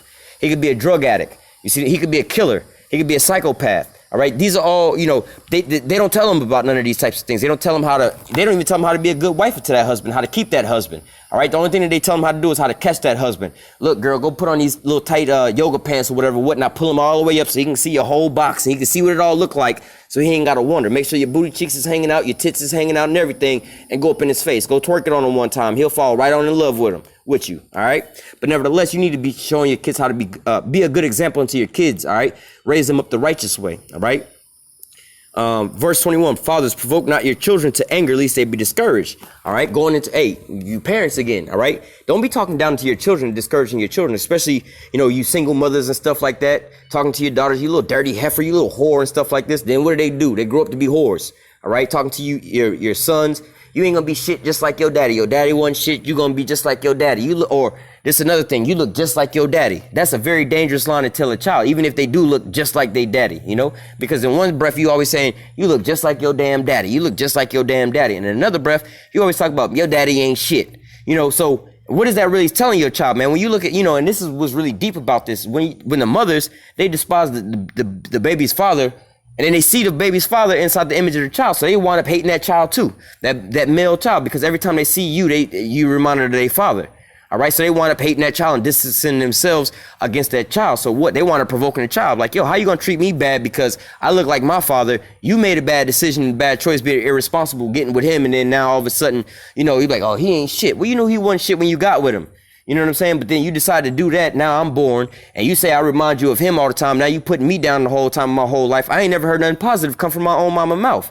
So what kind of mind state and stability, where do you think I'm going to be at as I'm growing up? You see what I'm saying? But continuing on. Oh, let me read this as well too. It says, verse 22, servants, obey in all things your masters according to the flesh, not with eye service as man pleases, but in singleness of heart, fearing the Most High. All right. So look, when you're doing these things, you know, when you're submitting yourselves, all right, you should be submitting yourselves in, in purity of heart. You're not doing it just for eye service or whatever, whatnot. You know, like you're a husband and a wife, y'all going out, and your wife so-called serving the husband because they're around the family, whatever, whatnot. But then you get home, you don't never cook for your man at home. You know, you talk all kind of shit to your man at home, but we all out in public. Y'all look like y'all got, you know, the best relationship. Everything is, you know how we seen Barack and Michelle Obama, right? Every time we seen them on TV, everything always seemed to appear nice. All right. We never seen them really arguing or whatever, whatnot. You know, things shouldn't be like that. You know, you shouldn't be you know, out there in the public eyesight, look like everything is all good. Then you go to the house and you argue and fight and y'all can't get along. Not saying that's how their relationship was, but again, how we saw them, everything was always in a good light, but we don't know what's going on behind closed doors. And what I'm saying is you don't want to have to be behind closed doors and everything is all completely different. All right. You just doing this for the pleasing of man, for their eye service, with them to see on the outside. All right. Let me continue on. I got a couple more. We're going to close out.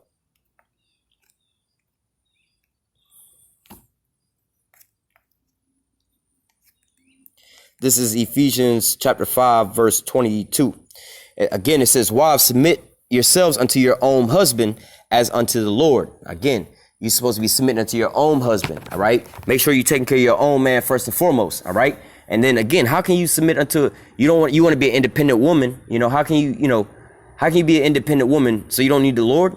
You know, and how can you don't want to submit to a man, but so what's your relationship with the Lord? Oh, I know he my savior. This is not, well, how he your savior, but you don't want to submit to him. You got your own way of doing. He tell you to do whatever, whatnot, and you want to do the opposite. Nah, I ain't feeling that today. I'm gonna do what I want to do. It don't work like that, man. YAHAWASHI can't even do that with his own father, man. All right, he ain't independent. He ain't just rolling around doing whatever he want to do. All right, he's in subjection under his father. All right, under our father. All right, so it says Ephesians 5 and 22. Wives, submit yourselves unto your own husband as unto the Lord. For the husband is the head of the wife, even as Hamashiach is the head of the church, and he is the savior of the body. All right, so what? YAHAWASHI is the savior of the body. All right, being the head of the church. All right, ultimately he the one brought salvation unto us. But guess what? At the same thing, all right, the same time it says, for the husband is the head of the wife, even as Hamashiach is the head of the church. All right, so now who's basically like it says YAHAWASHI is the head of the church, but who's really in the church? Who's the body of the church, more or less to say? All right, the body of the church is what? The men of the Lord. We the bodies. All right, there's many members, but one body. All right, but nevertheless, we being the body. All right, YAHAWASHI is the head over us. All right, so now going into that body, who's up under that in that body? The wives. All right, so there's an order here. All right, so let me read this again. For the husband is the head of the wife, even as Hamashiach is the head of the church, and he is the savior of the body. So again, the Most High, all right, Yahweh, wound up giving and granting everything unto YAHAWASHI. He wound up saving him and putting him up on a pedestal. All right, exalting him in his name. All right, now YAHAWASHI did the same thing. He was given a certain group of men, which is the elect, and he was going to lift them up and exalt them up on high. All right, which is the elect. All right, and then they in subjection under him. All right, and then the same thing, you have their wives. Their wives supposed to be in subjection under their husbands. All right, the wives can't just say, oh, we ain't in subjection under that. We're going to be over top of the church. We're going to be the head of the church. How the hell are you the head of the church when YAHAWASHI is the head of the church? All right, we the body. How does that work out? All right. So it says, for the husband is the head of the wife, even as Hamashiach is the head of the church. He is the savior of the body. Therefore, as the church is subject unto Hamashiach, let the wives be to their own husbands in everything. All right. So, hey, just like there's an order, the Most High has a way and things he's prescribed. All right. He told YAHAWASHI, if you want to reign, you're going to have to go up on that cross. You're going to have to, redeem Israel. You're going to have to do these certain things. He had to wind up doing it. YAHAWASHI said, look, Father, if it be so, take this here cup away from me. But but nevertheless, not my will, but thy will. All right. He was in full subjection and submissive unto his father. All right. He didn't want to do, what he had to do. He was like, man, this is a heavy cup. You know what I'm saying? But, we always say that, you women, you deal emotionally and we deal logically. But at the same time, we got emotions too. You know what I'm saying? So we sometimes get emotional too. That was a sign, YAHAWASHI, I don't want to do all this, so on and so forth. This is fucked up. But at the same time, being logical, I know what I got to do. That's the difference between a man and a woman. We can step out of our emotions and we start thinking logically. All right. So what? YAHAWASHI didn't want to necessarily have to go through the things that he was going through, but what? He understood what he had to do because he was in subjection under our father. All right. And playing that role accordingly for a certain thing, a certain outcome. All right. The same way with us men, we might not want to have to get up every morning at 6 o'clock in the morning and go to this damn job and be under the so-called white man, but we have to do it for what? To bring home the bread and to feed our family, bring home provisions. Same with you women. You might not want to be independent and discreet under your husband, so on and so forth. But hey, man, if you really love your kids and you want to see them go down the right path and things and so on and so forth, there's a certain way and a certain thing of doing this. You can't be a super fat person and want to be skinny, but don't want to diet right, eat right, and exercise. You're going to have to go through the things that you don't want to go through to get to where you want to be at, man. All right, you have to understand it. It's not going to just fall out the sky for you, all right? It says, verse 24 again, therefore let as the church is subject unto Hamashiach, so let the wives be to their own husband in everything. All right. So in everything that you do, you should be in subjection under your husband. There should be no situations where you should come up and be like, well, I'm the boss. I'm going to make the final decision. All right. If anything, you should be coming to your husband with these certain things. Hey, look, I was thinking about doing such and so forth. I was thinking about letting little Timmy go over to so-and-so's house. What do you think about this? All right. Your father shouldn't be coming home like, where my damn kids at? Oh, I'll let them go over to so on and so forth. Well, I didn't decide that was all right for them to go do that or whatever, whatnot. You know what I'm saying? You should be running that by your husband. All right. Or, you should be in subjection under your husband. All right. It says, therefore, as the church is subject unto Hamashiach, let the wives be to their own husbands in everything. Husbands, love your wives, even as Hamashiach also loved the church and gave himself for it. All right. So husbands, you should be loving your wives. All right. This is not just a, piece of sex meat, you know what I'm saying, that basically you can use and abuse this here woman however you want. She's just gonna go out there and serve you and do everything for you. I only got you around, bitch, to be my servant, to go out here and go get all this here and go get all of that. It's got to be a little more than that, Yeah, we serve, we servants of YAHAWASHI, but we just not servants like that. You see what I'm saying? The Lord love us. He take care of us. You know what I'm saying? When we down and we out, he give us provisions. He provide for us, man. Our bills need to get paid. The Lord make sure our bills is paid, man. We starving, we hungry. The Lord make sure we get food in our belly. All right. We weak. We how do you say? We weak or we down in the spirit right now. The Lord come through and comfort us, man. All right. The Lord is our ultimate woman. Really, we the woman and the Lord is the man. You see what I'm saying? When we crying and we need somebody to hold us and comfort us, what do? We get on our knees and we crying to the Lord, man. And the Lord come through for us every single time, man. All right. So the same thing with the women.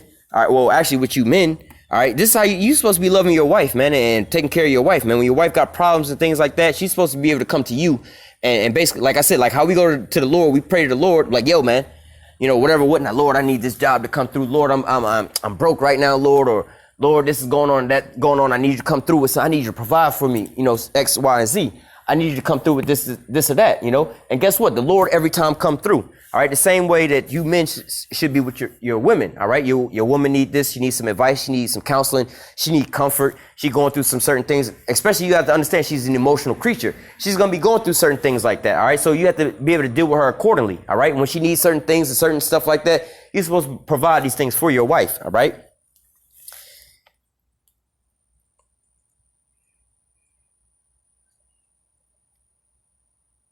Let me, verse 28, 28 and 29.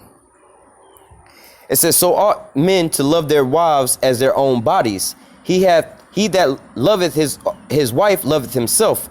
For no man ever yet hateth his own flesh, but nourish and cherish it, even as the Lord the church. All right. So yeah, we servants, we in subjection, us being the men of the Lord, we servants in subjection. All right. We the Lord's wife. All right. We all these so-called terms that you women hate hearing, as if we a prisoner or a slave, which we are. But at the same time, it's not to the extent of what you think it's like. You see what I'm saying? Look, hey man, we would be dead right now. The men of the Lord could tell you right now, we would be dead right now. We'd probably be homosexuals with dyed color hair, all kind of fucked up shit right now if it wasn't for the Lord. The Lord provide for us, man. The Lord give us this strength, man, nourishment, man. And we be broke down all the time. We got all kind of demons be hitting us. So guess what? Every time we getting hit, we got to go to the Lord, man. We go to the Lord, we pray, and we ask for the Lord to provide for us, man. All right. And a lot of times, a lot of our problems, every brother's problem isn't a financial problem. So it's not necessarily saying, oh, we need the Lord or our husband to provide for us. It's just monetary provisions. No, it might be for other things. It might be for comfort. It might be for companionship. It might be for all kinds of different things, You can have a man of the Lord that's, going through whatever kind of walk in life, and the Lord will wind up comforting them, But nevertheless, let me continue on. We're going to go to the book of Titus. This is Titus chapter 2, verse 3. The aged women likewise, that they be in behavior as becometh holiness. All right. So you elderly women or you older women. All right. Put it this way. If you really any of you women. Right. But if you're a woman, because I say that because really you always have women that's always looking up to a woman that's a little higher than her, like the middle school girls. Or the middle school girls are looking up to the high school girls. Or if you're in high school, the freshman girls are looking up to the senior girls. You see them saying? They see, oh, she the varsity cheerleader or whatever, whatnot. These girls grow up to be in that same path. This is why you still see these same positions in all these schools, generation after generation. They just following after the people in front of them. All right. But likewise, like the Nicki Minaj's right now. See, she's not really an elderly woman. But guess what? All these teenage women coming up out of high school and in college, those are their role models. These are their examples that they following after. Same likewise with your parents, you women, all right? You should be a good role model unto your children. Or even if it's not your children, it might be your nieces, your granddaughters, or just you, might not even be your own kids. You might not even have no kids, but yet and still the way you carry yourself out in public is going to show forth, just like how we are supposed to be a light unto the Gentiles, all right? We don't have to necessarily go everywhere, be preaching on to everybody and all kind of different things, but just the way we carry and conduct ourselves, some people might ask, what's the difference between you and something different about you? Oh, well, we believe in this, we believe in that. We certain things like that. And like, oh, that makes more sense now. You know what I'm saying? You have a better, you have certain type of character, with yourself, like the men of the Lord, especially us being Israelites, we're supposed to be the biggest criminals on the planet Earth, so-called Negroes, Latinos, and Native Americans. You be around a man of the Lord and see somebody drop their wallet full of some money, man. The man of the Lord will pick that wallet up and they'll go return it to that man, especially if it's one of their brethren, man. Even if it might even be our enemy, man, because the scriptures say, look, man, do well to your enemy like that, because you heaping coals upon his head like that, because he thinking so bad about you the whole time, and you came and brought him a gift. You see what I'm saying? Like, yo, I returned your wallet, whatever, whatnot, But at the end all be all, this is going into us living a certain type of way and shining forth as a light in the darkness to people looking at us that way. All right. So this is how you women should be conducting yourself. All right. As a role model to everybody else looking at you. All right. You might be a single mother, or you might be an elderly woman where your kids, you might have grown kids. All right. But there's a way in you doing certain things like that. All right. Like, for instance, growing up in my my grandma and stuff like that, every Sunday, my grandma got up and went to church. We went to church damn near 6 days out the week, man. But nevertheless, I knew every Sunday my grandma was getting up and going to church.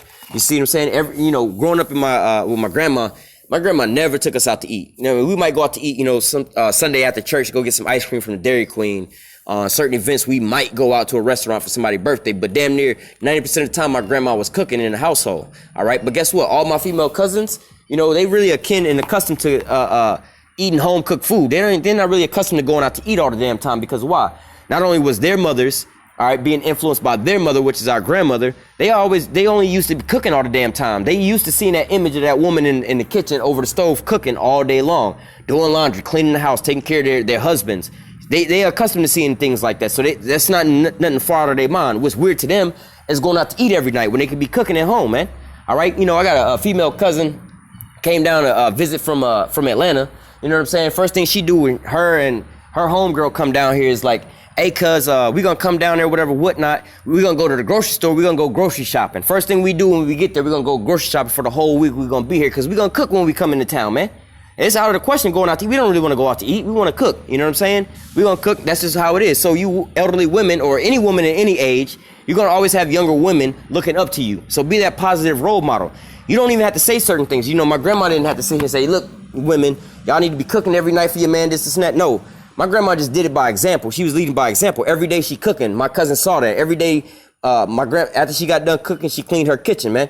After she got done eating, she washed all the dishes, man. These dishes wasn't left in the sink overnight. My grandma never had to tell nobody, hey, man, don't no dishes get left in the sink overnight. I shouldn't have to wake up in the morning and see some dishes in the sink. She never had to tell nobody that. You see what I'm saying? She never had to tell me that the trash getting full need to be taken out. Because it was at a certain point in time, I already understood how it was just by looking. And now I know to take out the trash. It's time for trash to go out. It's time for us to go do this. It's time for us to go do that. So you have to live your life as an example. Like not just you women, but you men as well too. You see what I'm saying? But this lesson is more or less dealing with these women on how to, you know, live a righteous life, the example you should be setting. All right. And you have a job and a role as well too, man. When we talk about raising up our kids, man. All right. If a man of the Lord is dealing with one of you women, especially if you're a so-called righteous woman, we want our children to be righteous as well too. So you go and you do that job in raising our children up to be in righteousness. All right. Teach our daughters how to cook, man. Teach our sons the type of women that they want to be with, you know, you know, it's just certain little things that you might not know, man. You know, I can say, for instance, like my mom told me, look, you don't ever want to date no woman with no super long fake fingernails because they can't really clean under their nails. It's going to be dirty when they cooking. They really can't clean, you know, how you say, like when they go to the bathroom, they can't really clean themselves down there that well because these nails are super long. So you know that they're not really clean. So these are the type of things that your parents or these elderly people should be telling to the younger people so you don't walk into these here traps, you know? Had I not known that about, you know, dealing with my mom telling me things like that, I could have went out here and got one of these women not knowing this woman's super nasty. You see what I'm saying? But my mother teach me in righteousness, hey, this is how you supposed, this, you know, you don't want this type of woman because, hey, I'm telling you as a woman myself, I know how things get down. All right. Same thing like when, you know, men could tell their daughters, look, man, I know I'm being a man. I know what it's like.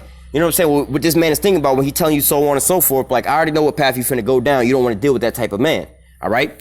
But continuing on, Titus 2:3, the aged woman likewise, that they be in behavior as becometh holiness. So leading as an example, not just telling people what to do, but you also walking in that same example. All right. You can't be a woman who go out to eat every night telling your daughter, girl, you need to learn how to cook. You know what I'm saying? You need to learn how to cook a home cooked meal, cook a meal from scratch or whatever, whatnot. You shouldn't be doing that and telling her that, but you going out to eat every night. You see what I'm saying? It says the aged woman likewise, they be in behavior as becometh holiness. All right. Living according to the law. All right. Or to the best of your ability, more or less to say. Not false accusers. All right. So, hey, that's another thing, you know, you always come home. You always talking shit to your man. Why you always out here with so-and-so? You know, hey, that's one thing that a man really hates, man. All right. You know, especially a man of the Lord, because first and foremost, being an Israelite, you know, whether you be a so-called Negro, Latino, or Native American, our whole life we've been falsely accused of all kind of shit. You raper, you be raping, murdering, robbing, murdering, lazy, all these different things, man. And man, they accuse us of all kind of different things. They demonize us and mischaracterize us in all kind of different ways. So we like this. We being affected by this on all kind of different levels. You see what I'm saying? When we go to work, oh, he's going to be stealing. You know, we walk through a parking lot, the doors start locking as if they know us personally. They know that we got a record of robbing people. Like, bitch, you've never seen me a day in your life. Why would you assume that I was going to come and rob you and take your purse? You see what I'm saying? But I know by history that your people actually brought me into captivity over here, and you doing all this crazy stuff to me. All right. But every time I see a so-called white person, I don't flinch and grab my kids like, oh shit. You know, I don't go out to the beach and see a bunch of white people on boats like, oh, hell nah. We remember the last time we was around white people in boats, man.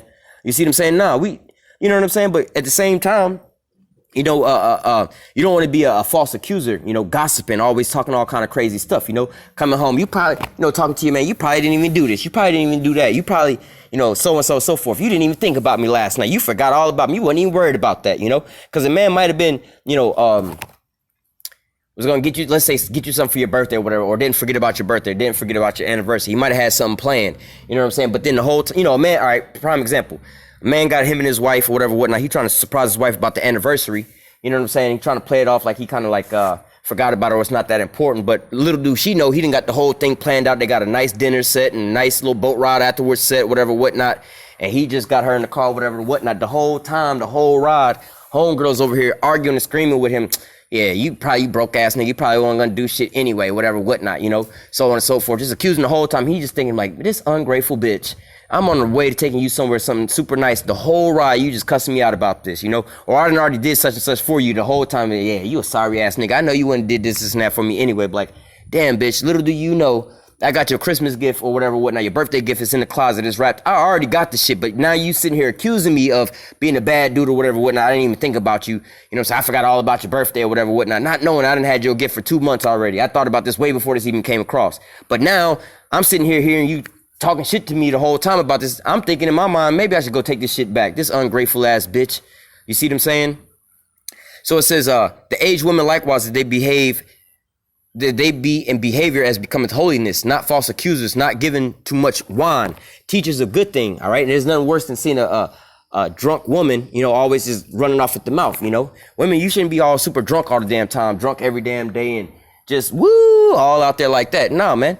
You know what I'm saying? You need to be sober and discreet with your things. You know what I'm saying? Because you get these women, they get drunk and be all wild and falling all over the place. Hey, go on YouTube and just type in drunk women or drunk woman. You'll see all kind of different weird examples and shit like that with women all falling out the car, out the club, talking all kind of ways to different people, just being irresponsible, man. And that's one thing that as an adult man, you know what I'm saying, that you, especially man of the Lord, you don't want nobody to be around you that you got to be super responsible for like that. You know, like it's your wife. Yeah, you're going to be responsible for your wife and all, but you shouldn't be responsible for her as if she's a child. You know what I'm saying? It's like you walking through the mall with your little 2 or 3 year old kid, 5-year-old kid. You got to constantly watch this kid, man. You got to be super responsible for the kid. You got to hold his hand so he don't run off. You know what I'm saying? Make sure he ain't grabbing and touching and breaking stuff in the store. You know what I'm saying? Because he a kid. You know what I'm saying? He don't really know no better. He just running around playing with all kind of stuff. All kind of things could happen. You got to constantly watch him, all right? You women, when you get drunk and stuff like that, you shouldn't be... Hey, man, don't no man want to have to be dealing with nothing like that. Now, if you want to be drinking and get drunk at the house with you and your man, that's cool and all, but don't be getting all drunk, be talking all kind of shit and be arguing, you know what I'm saying? Especially arguing just some stupid shit. You just arguing just to argue. You probably ain't even do all this. You probably ain't even do all of that. Or you such and such, so on. Oh, they gave me too much on this. Or then you arguing, they ain't giving me enough on it. And then you just argue. Don't no man want to hear all of that, man. You're supposed to be a helpmeet and a pillar of rest. All right, not a burden and a problem, you know, something I always got to put something into or something that I'm trying to, you know, take the long route home from work. No man should have to be trying to take the long route home from work or asking, hey, boss, you need me to stay over today? Or y'all need a ride? No man should have to be doing all that because he don't want to have to go home and live with that goddamn dragon, man. All right. It says, just going back, it says, not giving too much wine, teachers of good things. All right. Not teaching your daughters how to twerk, how to, give guys head and shit like that. Women be teaching their daughters that kind of shit nowadays, all right? How to put on some booty shorts or whatever, whatnot, work in a strip club, slide down the pole. You shouldn't be teaching your daughters like stuff like that. You should be teaching your daughter how to cook, all right? You know, when I used to be going out here dating and talking to these women, one of the first things I used to ask these women, hey, you know how to cook? The majority of these women, they don't know how to cook. They're like, well, the fuck good are you gonna be if I have kids with you? What you gonna be feeding my child, man? You ain't gonna be warming up no shit in the microwave and going to McDonald's every day to be provided for my kid. What you gonna cook for me? What good are you if you can't cook me nothing, man? You see what I'm saying? So you parents, you mothers, you should be teaching your daughters good things. All right, how to cook, how to clean, how to take care of yourself, how to take care of a man, how to live in silence and subjection around your man, how to be a good mother, how to be a good wife. All right. It says, verse 4, that they teach the young women to be sober. All right. First and foremost, to be sober, you know, not to be all loud and clamorous, have to, like I said, have to be taken care of. You got to be super responsible for these women like as a child, man. All right, like when you got that 5-year-old kid running through the damn store, tearing up shit, but then when this kid get 15, they know now how to be responsible for themselves. They know how to not touch nothing in the store, not break everything in the store. They a lot older now. They're more responsible for their own actions. All right, so the analogy here is like, look, you women, you need to be sober and in order. You don't need to be like the little 5-year-old you running through the store, breaking every damn thing in the store. You need to be like, you know, or 5-year-old Ray Ray running through the store, breaking everything. You need to be like 15 or 18-year-old Ray Ray walking through the store just quiet. Like, look, I'll push the cart, or, you know, you need me to grab the bags, I'll grab the bags. So I'll just be quiet. I ain't touching shit. I ain't breaking shit. You know, you ain't walking through the mall with an 18-year-old, your 18-year-old child and worried that he gonna be breaking shit and shit on the shelves. All right. You only worried about your little 5-year-old child doing that because they not old enough to really realize what's going on. All right. But you women, you shouldn't be like that. All right. As a parent, you shouldn't, or as a husband, you shouldn't be having to watch over your damn wife as if it's a 5-year-old kid. All right. Verse 4, that they may teach the young women to be sober, to love their husbands, to love their children. All All right, like I was just going into, you elderly women be teaching your daughters how to go, how to love your husband, man, how to be a wife unto your husband, man, how to love your children, man. You're supposed to be trying to encourage your children, talk to your children a certain type of way. All right, not be cussing them out. Get your little bad ass down. Sit your ass down somewhere. Sit your little black ass down. You shouldn't be talking to your kids like that. You know, you're supposed to be uplifting them. All right, you're supposed to be speaking life and prosperity into them. You're supposed to be teaching them certain type of things. Child, I ain't got time for this right now. Get out of my face. My stories is on. You know, a lot of our parents be how you say ignoring us for shit to please their own flesh. Get out of here. You know when my stories come on, you ain't supposed to be talking, boy. Go over there, sit down and be quiet. And we over here doing whatnot. When I'm over here playing dominoes or drinking, get out of my face. Go in your room. That's the worst thing you can do to a child. You sitting them all off, and then you're not showing them no love. So when they get older, they don't know how to be loved or be around these other people that they're around, whether it be, you know, their own wife or their own husband. They don't know how to be around them because they always been, you always talking shit to them the whole damn time and throwing them in the damn corner. So they don't really know how to be around nobody. They don't know how to love nobody. They don't know how to be loved. They don't know what it's like to be loved. You see what I'm saying? You have a woman that's actually loving and taking care of her man how she's supposed to do. When you have a male that's been growing up, never being shown love, he thinking that being a man is, I'm supposed to be doing all kind of stuff like this. Now a woman want to take care of you, like cook for you, clean for you. You feel soft. I don't need you to be cooking for me, bitch. No, that's what she's supposed to be doing for you. But see, you don't know how to be loved. Your mom ain't never really took care of you. So when somebody doing it for you, you feel less of a man. You feel like, oh, I'm a weak man because I got a woman cooking for me. I got a woman doing my laundry. Nah, man, that's how her role's supposed to be. But because your mom always, you know, neglected you as a child, you don't know what it's like to be loved, what it's like to be taken care of. All right. Verse 5, to be discreet, chaste, keepers at home, good, obedient to their own husband, that the word of the Most High be not blasphemed. All right, so going into being discreet and keepers at home, chaste. You know, you ain't supposed to be all out in the street, clamorous, all out in everybody else's business. You're supposed to be discreet, just have some discretion, man. All right, hey, look at your clothing. You ain't supposed to be showing your whole body, man. If I'm able to know exactly what all your goods look like and you fully dressed, there's a problem. You see what I'm saying? So, hey, man. Hey, start with, you know, your outer appearance, but then also how you carry yourself. All right. You're supposed to be discreet. You're not supposed to be loud and clamorous. Like, you know, you see a lot of these so-called black women, they be in a damn store with their little kids and they ain't really paying attention to their kid. They just walking through the store yelling, Ray, Ray, where you at? Bring your ass over here, Ray. Man, that is the most ghettoest shit you could be doing. Hey, none of our women should be conducting themselves like that because that's showing that you ain't got no discretion. All right. You don't have control over your own self, man. You just out of control. You just clamorous, man. All right, you don't have no real guidance. Another thing, you walking around on your cell phone on speakerphone and you just gossiping with you and your girlfriend talking a whole bunch of shit. You got the phone 5 feet away from you. You on a train, on a packed ass train, screaming in the phone. Girl, he ain't no good anyway. That small dick bastard. And this motherfucker, that bitch tried the wrong one. Man, hey, you need to be discreet, silent, quiet, man. Don't nobody need to be hearing all your business like that, man. So when you see men on the phone like that, sometimes they might be in the store, whatever, whatnot, you hear them, hey, hold on real quick. I'm inside the store. Let me step outside real quick, you know? Hey, you do have some ghetto ass niggas like that, but them wicked niggas, but we ain't talking about them, all right? But you women, you know, hey, y'all need to stop that, man. You shouldn't be in the damn store. You go to in hood grocery stores and stuff, all you hear is a bunch of black women screaming on their damn cell phones about a bunch of nonsense. A bunch of nonsense, man. Hey, you need to, man, hey, man, that's one of the worst things that any and every, don't nobody want to hear your whole conversation. But again, our women, they got to be the center of attention of everything. They got to outshine everybody, but it's like, yo, you can outshine everybody, all right, but do it in righteousness. Let everybody, when they be talking about you, let it be talking about you in righteousness. Damn, look at how these women raise their children to be in line and in order and how they raise their kids. Damn, now that's how they should be talking to you. They shouldn't be like, here come them fucking loud-ass black women or these loud-ass Hispanic women. You see what I'm saying? They shouldn't be having to say no shit like that. Here go this ghetto-ass woman. They don't know how to treat they woman. Then you hear these other races talking about something. See, they always talking about how all these other races taking their good black men, but they can't keep a black man. Man, it's kind of true because you running them all off. Don't no black men, though. No righteous man want to be with these wicked ass women, man. You can't be, just like you women don't want to be with no so-called broke man. You know, a man got to be able to provide for somebody. You see what I'm saying? So us as men, we can't just be broke as fuck, not have no goddamn job and expect to have a dime piece, the best of the best women. No, same likewise with you women. You can't just be the piece of trash and expect a good man to come around and pick up a piece of trash and cherish that, man. You got to be way, way better than that. But see, you always talking about being a queen and I'm the baddest bitch. How about being a good mother? Start there. Be a good woman and then try to be a good mother and a good wife. That's the only thing you Israelite women should try to be. You should be striving for. Being a good wife, a good mother, or a good woman. All right? Continuing on.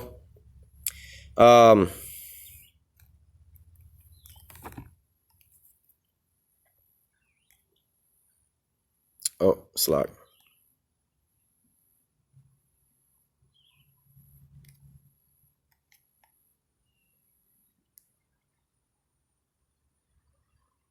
This is 1 Timothy chapter 5, verse 1. But the younger widows refuse, for when they have begun to wax wanton against Hamashiach, they will marry. All right. So look, again, you have to how do I say, be in subjection, because why? You want to just going out doing your own little thing, you know? You get out of order. If there's no order, if you don't have order and rules and things like that, what do you have? You have chaos. All right. And that's what we have going on in our communities. That's why you see the divorce rate all extra high, you know, all these single black mothers and so on and so forth, because why? They wanted to go astray from the ways we were supposed to be living. Like I opened up with the not Planned Parenthood, but those type of things, you know, governmental assistance aids and all these different things. You know, they want to go, they want to forget the laws, just like us men or us as a whole nation. We want to go after these other nations. We want to be independent. We want to go do all these other things. All right. But now don't be mad that your whole nation is all destroyed and you all fucked up, man, because we gave you the right way of going. You know, you mad that your brand new Corvette then broke down because, you know, they told you to put this type of oil inside the car and this type of gas inside the car, but you decided to put in dish detergent inside the damn oil thing and goddamn Coca-Cola inside the gas tank, and you mad that your car don't run no more, man. You can't be doing that. You got to do what was prescribed for you, all right? Continuing on, verse 12, having damnation because they have cast off the first faith. Again, like I was just saying, you got to come back to the ways that was prescribed for you. You can't try to create this new thing and be all independent. Verse 13, and withal they learn to be idle, wandering about from house to house, not only idle, but tattlers and also busybodies, speaking things which they ought not. Hey, that's what happens when these women get out of order, out of control. When they ain't got no man that had them in subjection, being at home in their own house, worrying about their own business, not out there gossiping. What do they want to do? And they go out with their girls, with girls' night out there gossiping, talking all kind of shit, breaking up all kind of people's relationships and all this and all that, or getting on the internet nowadays and dressing all provocative and walking around and causing, you know, all kind of calamities in the world. You see what I'm saying? Everything is all screwed up because why? These women started going off like this, all right? They, like the Lord said, he created a new thing in the earth. A woman was going to surpass a man, all right? So this is what's going on with all these different things, all right? So it says, verse 13 again, and withal they learn to be idle, wandering from house to house, and not only idle, but tattlers also. First of all, not only idle, they lazy. They don't know how to cook no more. They don't know how to clean no more. They don't want to serve no man. All right. So it says, and withal they learn to be idle, wandering. Withal they learn to be idle, wandering from house to house. First of all, they learn how to be idle, so they don't even want to do nothing in the house no more. They don't want to cook. They don't want to clean. They don't want to serve their man. All right. Now they wander from house to house. Not only idle, but tattlers also. All right, so look, I ain't serving this man, I ain't serving. You're supposed to have your own one husband, but now this man ain't good enough. You go from house to house. Oh, he expect too much. He expect this and that, or he don't expect that I do anything. He just pay all the bills. We got a maid and he take care of me and this and that. I ain't got to do shit. I ain't got to serve my man. And that's even bugged out, man. You women, you know, let's say you in a scenario where your husband, y'all can afford to have a maid. The maid is actually doing all the wifely duties and the woman just sitting back. Like, what the hell are you? Your only purpose really at that point, you didn't put yourself in a position only to be the sex slave, basically. You put yourself in that position because now she doing all the wifely duties. He just having sex with your ass. You know what I'm saying? But continuing on, it says, and withal they learn to be idle, wandering from house to house, and not only idle, but tattlers also, and busybodies, speaking things which they ought not.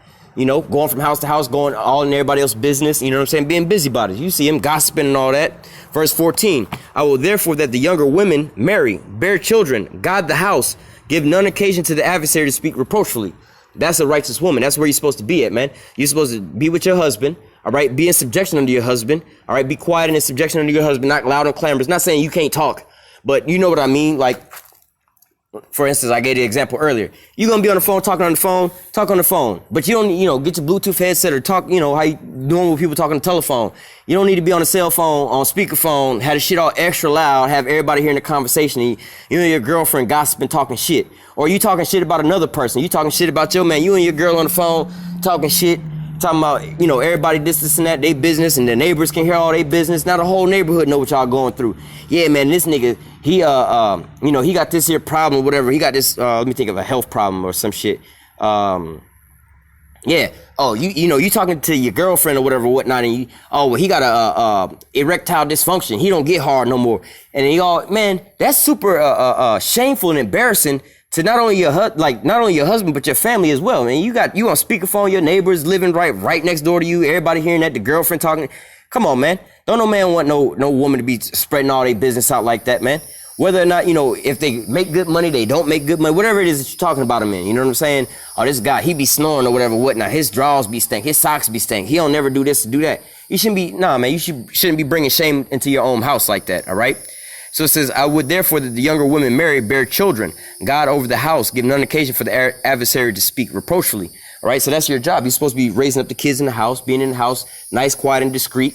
All right, you know, maintaining to your own business. All right, you don't want to be giving these people a space to be talking shit about you. Look at these ghetto ass women. These bitches don't know nothing. I always got to be loud as fuck on a goddamn speakerphone talking bullshit. Always putting their own men down and wonder why they men don't want to be around their ass. You see what I'm saying? As long as people keep saying all these things, that means you're not doing your job right. All right, until when people can't say nothing about you, well, they do have their women in order. You know, like how we say about these other nations, these other women around in these other nations, you know, like the Moabite or the Chinese women. Well, what we can't say about them is you don't really hear about a whole lot of these Chinese whores, these women getting raped, or a bunch of women out of wedlock. They are in subjection to their husband. They do listen to what their husbands say. They are married a lot longer. The kids do grow up with a 2-parent household and a more stable household. We can't really say shit about them because what? They in order. All right. But now if you raised up the way we raised up, yeah, you got all these goddamn badass kids and shit, knocking old women out and shit like that. They smoking weed with their little 2-year-old baby, got the baby rolling up the blunt. You know what I'm saying? They got the baby in the background while the mama taking naked pictures and shit. You see what I'm saying? As long as we doing all this here bullshit, they gonna always be able to say all these things about us. But what? We have to change our way first and foremost, all right? Especially starting with you women, all right? This is the last one we're gonna close out.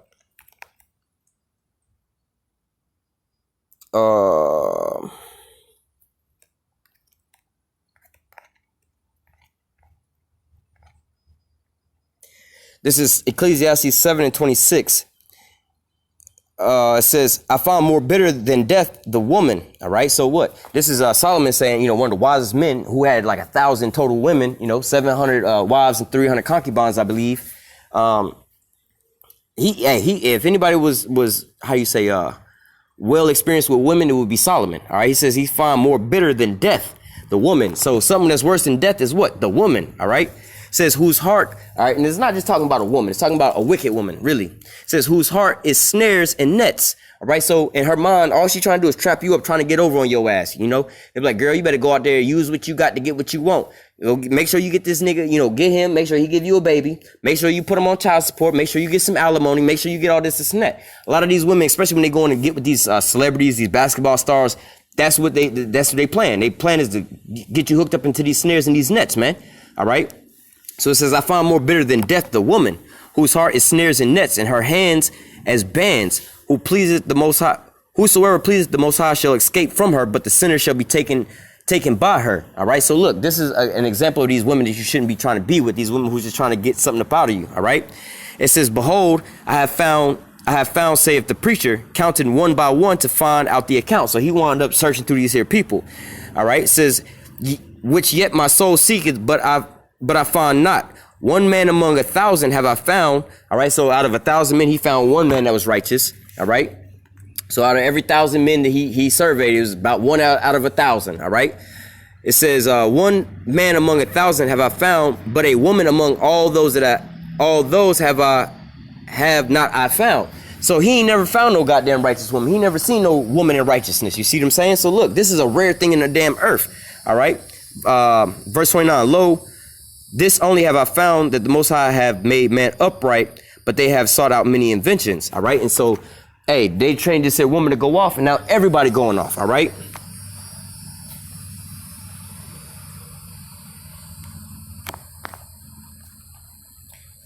This is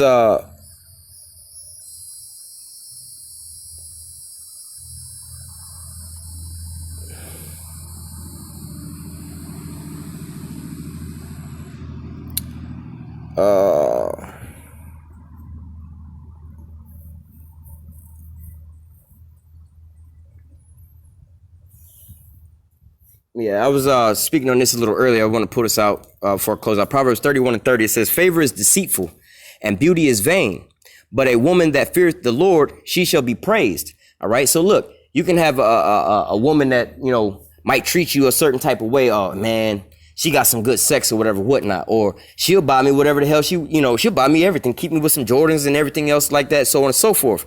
You know, or this woman is fine as all outdoors, man. You shouldn't be looking for women like that, man. That's It's all in vanity, because look, this woman who buying you all these different things, first and foremost, she could lose her job or stop buying them for you. She could go buy for another dude or whatever, whatnot, you know, or whatever type of sexual favors or whatever she could do sexually, whatever, whatnot. Hey man, one of y'all could wind up catching an STD. She might be slipping out with somebody else and she brought home an STD. Now you hating this woman from all those sexual, yeah, she was a real freak in the bed. Yeah, but she was actually a real whore going around jumping from rod to rod. Now she brought that back, and the thing that you liked about that woman was ultimately your downfall. All right? It says beauty is vain. Because why? She could be super fine now, but then wind up getting pregnant and blowing up like a house and losing that size and that shape and never come back to it, or get into a car accident and get all scarred up in the face, or lose an arm or lose a leg. Then what? You gonna leave your wife because she ain't as beautiful no more? That's the only thing you was with her with? You know, she got a little older. She don't look as she did when she was young. So what? You know, these aren't the women you should be going after. All right. You should be going after what? A woman. It says, but a woman that feareth the Lord, or Yahawah, she shall be praised. All right. She shall be praised. All right. The righteous woman, the women that's following after the law, statutes, commandments to the best of her ability, following after the guidelines that was set forth on how to be a righteous woman. All right. These women that are in line and in order, she shall be praised. All right. These righteous men, all right, who find these here women, they're gonna be with these women. I got me a good woman. They're gonna treat her right. This is going to lead to ultimately a happy relationship between men and women. All right. For you women, getting you a righteous man of the Lord. All right. Who understand these here scriptures. All right. And then also for you to understand these here scriptures in your role and your position. All right. When y'all can fall in line, you know what I'm saying? And in order, everything will work like a well-oiled machine. All right. Again, you can't have a Corvette and try to go into a damn race and try to put a soap powder in the damn gas tank. You know what I'm saying? And bubble gum in the oil reservoir and think you're going to win a race. No, you got to put the right type of oil into the oil pan. And you got to put the right type of gas into the gas tank. You got to have the right type of tires on the car. You see what I'm saying? In order for the car to perform well. All right. So Lord willing, this here lesson was edifying into the elect. Until next time, I say, call halal Yahawah, Bahashim, Yahawashai, Bahashim, Rakak Wadash. Double honors to the apostles and elders of great Millstone that taught us this truth and that rule well. And salutation and much love for you. I can push this truth and sincerity in the four corners of the earth and enduring afflictions to feed and edify the elect. Till next time, I say, stay strong and shalom.